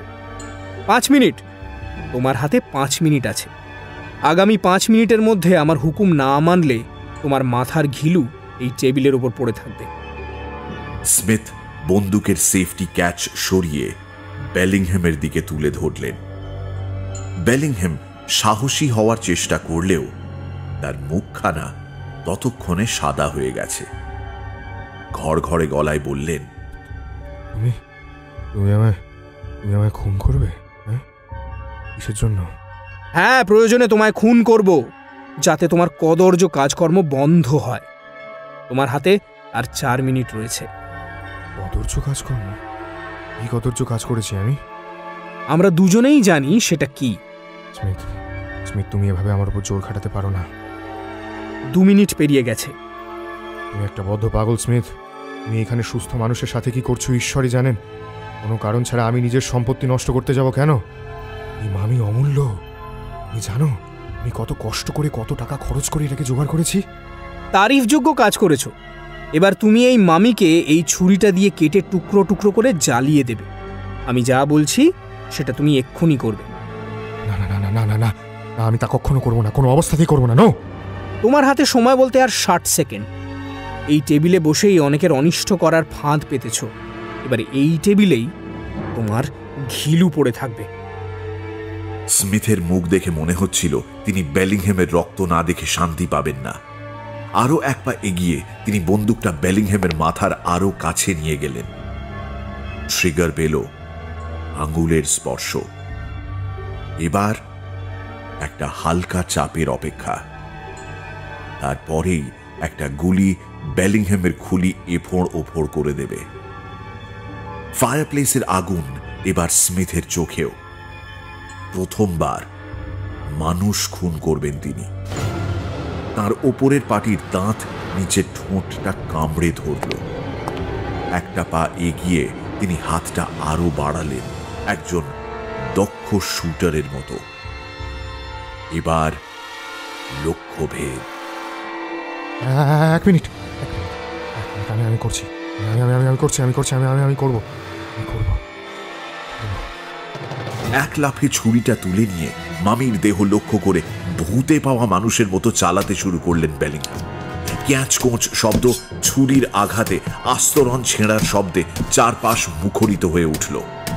রক্ত মাংসের বিকল্প হয়ে মাটিতে ঝরঝরিয়ে পড়তে লাগলো মশলা আর নানা শুকনো পদার্থ। হলদে ধুলো আর ধোঁয়ায় পরিবেশ ভারী হয়ে উঠল। ছুরির কয়েকটা বেহিসেবি আঘাতে মট করে শব্দ হলো, আর পুড়ে বাদামি হয়ে যাওয়া মামি হাত পা ছড়িয়ে মুখ থুবড়ে মাটিতে পড়ল। স্মিথ বুঝলেন ছুরির আঘাতে তার মেরুদণ্ড ভেঙে গিয়েছে, কিন্তু তিনি রাশ আলগা করলেন না। বন্দুক তাক করে সেই একই রকম কড়া গলায় বললেন, না, থামবে না। ওটা ফায়ার প্লেসের আগুনে ছুঁড়ে ফেলো এই মুহূর্তে। বিনা বাক্য ব্যয়ে বেলিংহ্যাম সেটা আগুনে ছুঁড়ে ফেলে দিলেন। যত শুকনোই হোক, খাদ্য তো। আগুনের শিখা নেচে উঠল। মৃতদেহ পাটকাঠির মতো হয়েই গিয়েছিল। এবার জ্বলতে থাকলো সেই পাটকাঠির অংশ বিশেষ। ঘর ধোঁয়াতে ভরে উঠেছে। সেই ধোঁয়াতে নেচে বেড়াচ্ছে একটা আঁশটে গন্ধ। ঘরটা উত্তপ্ত চিমনির মতো হয়ে গিয়েছে, কিন্তু দুজনেই সেখান থেকে নড়লেন না। মিনিট 20 পর ছাইরঙা স্তূপ আর ভঙ্গুর কাঠির মতো এদিক ওদিক ছড়িয়ে থাকা কিছু টুকরোর বাইরে লট নাম্বার 249-এর বাসিন্দার অবশিষ্টাংশ বলতে আর কিছুই রইল না। বেলিংহ্যাম সবকিছু হারানো এক মানুষের মতো চিৎকার করে বললেন, হয়েছে হয়েছে, তোমার শান্তি হয়েছে স্মিথ? এখনো বাকি আছে। তোমাকে ভরসা নেই। সুযোগ পেলেই তুমি আবার নিজ মূর্তি ধরবে। সেই রাস্তা বন্ধ করতে হবে। ওই পাতাগুলো, ওর সাহায্যেই তো করতে কাজটা, আমি জানি। ওই পাতাগুলো আগুনে ফেলে দাও। আর কিছু? হ্যাঁ বলো, আর কিছু? হ্যাঁ, ওই প্যাপাইরাস রোলটাও, তোমার ড্রয়ারে যেটা রয়েছে। না না না না, ওটা ওটা ওটা ওটা ওটা কিছুই না, ওটা কিছুই না। দয়া করে ওটাকে ছাড়ান দাও, ওটাকে পুড়িও না। ওটা যা জ্ঞানের হদিশ রয়েছে সেটা অন্য কোথাও পাবো না। Please, I beg of you, please. Smith গর্জে উঠলেন, তুমি বের করবে কি? Smith Smith Smith Smith Smith, দোহাই তোমার, বোঝার চেষ্টা করো। আমি তোমায় এই বিদ্যায় তালিম দেবো স্মিথ, যা জানি সব শেখাবো স্মিথ। যদি পোড়াতেই হয় তবে আমার এই সংকেতগুলো একটু টুকে রাখতে দাও please Smith, please please Smith Smith, I request you. Smith আর বেলিংহ্যামের উপর নির্ভর না করে এক ঝটকায় এগিয়ে চাবি দিয়ে দেরাজটা খুলে হলদে রঙের গোটানো প্যাপিরাসটা টেনে বের করে আগুন ধরিয়ে দিলেন। তারপর সেটা পায়ের ভারী বুটের আঘাতে ঘষে টুকরো টুকরো ছাইয়ে পরিণত করলেন। বেলিংহ্যাম হুমড়ি খেয়ে পড়ে সেটাকে বাঁচানোর চেষ্টা করেছিলেন বটে, কিন্তু স্মিথের সাথে গায়ের জোরে পেরে ওঠেননি। স্মিথ একটা সামান্য ধাক্কায় তাকে কুপকাত করেন। আকারহীন ছাই ভস্য এবার বুটের তলা থেকে ধুলোর মতো গোটা ঘরে ছড়িয়ে পড়ল।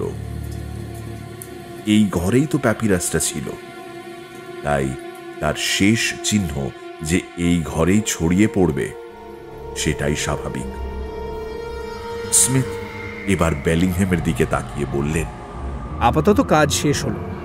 তোমায় সাবধান করেছিলাম, কিন্তু তুমি শোনোনি।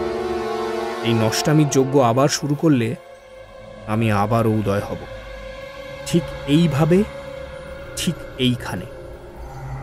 স্মিথ বেরিয়ে এলেন ঘরের দরজা বন্ধ করে। এসির দিকে তাকিয়ে হাসি মুখে হাত নাড়লেন, আর শুনতে পারলেন ভেতর থেকে একটা চিৎকার ভেসে আসছে। হতাশা আর কান্না মিশে এক হয়ে গোটা ঘরে ঘুরপাক খাচ্ছে।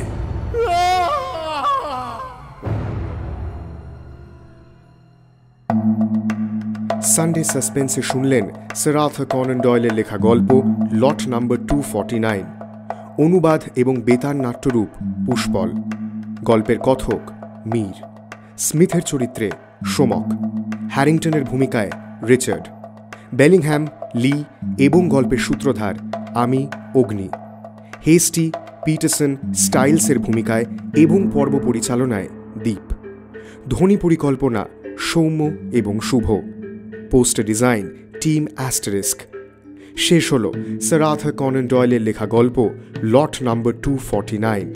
আগামী সপ্তাহে আরও একটি রোমাঞ্চকর গল্প নিয়ে হাজির হবে সানডে সাসপেন্স।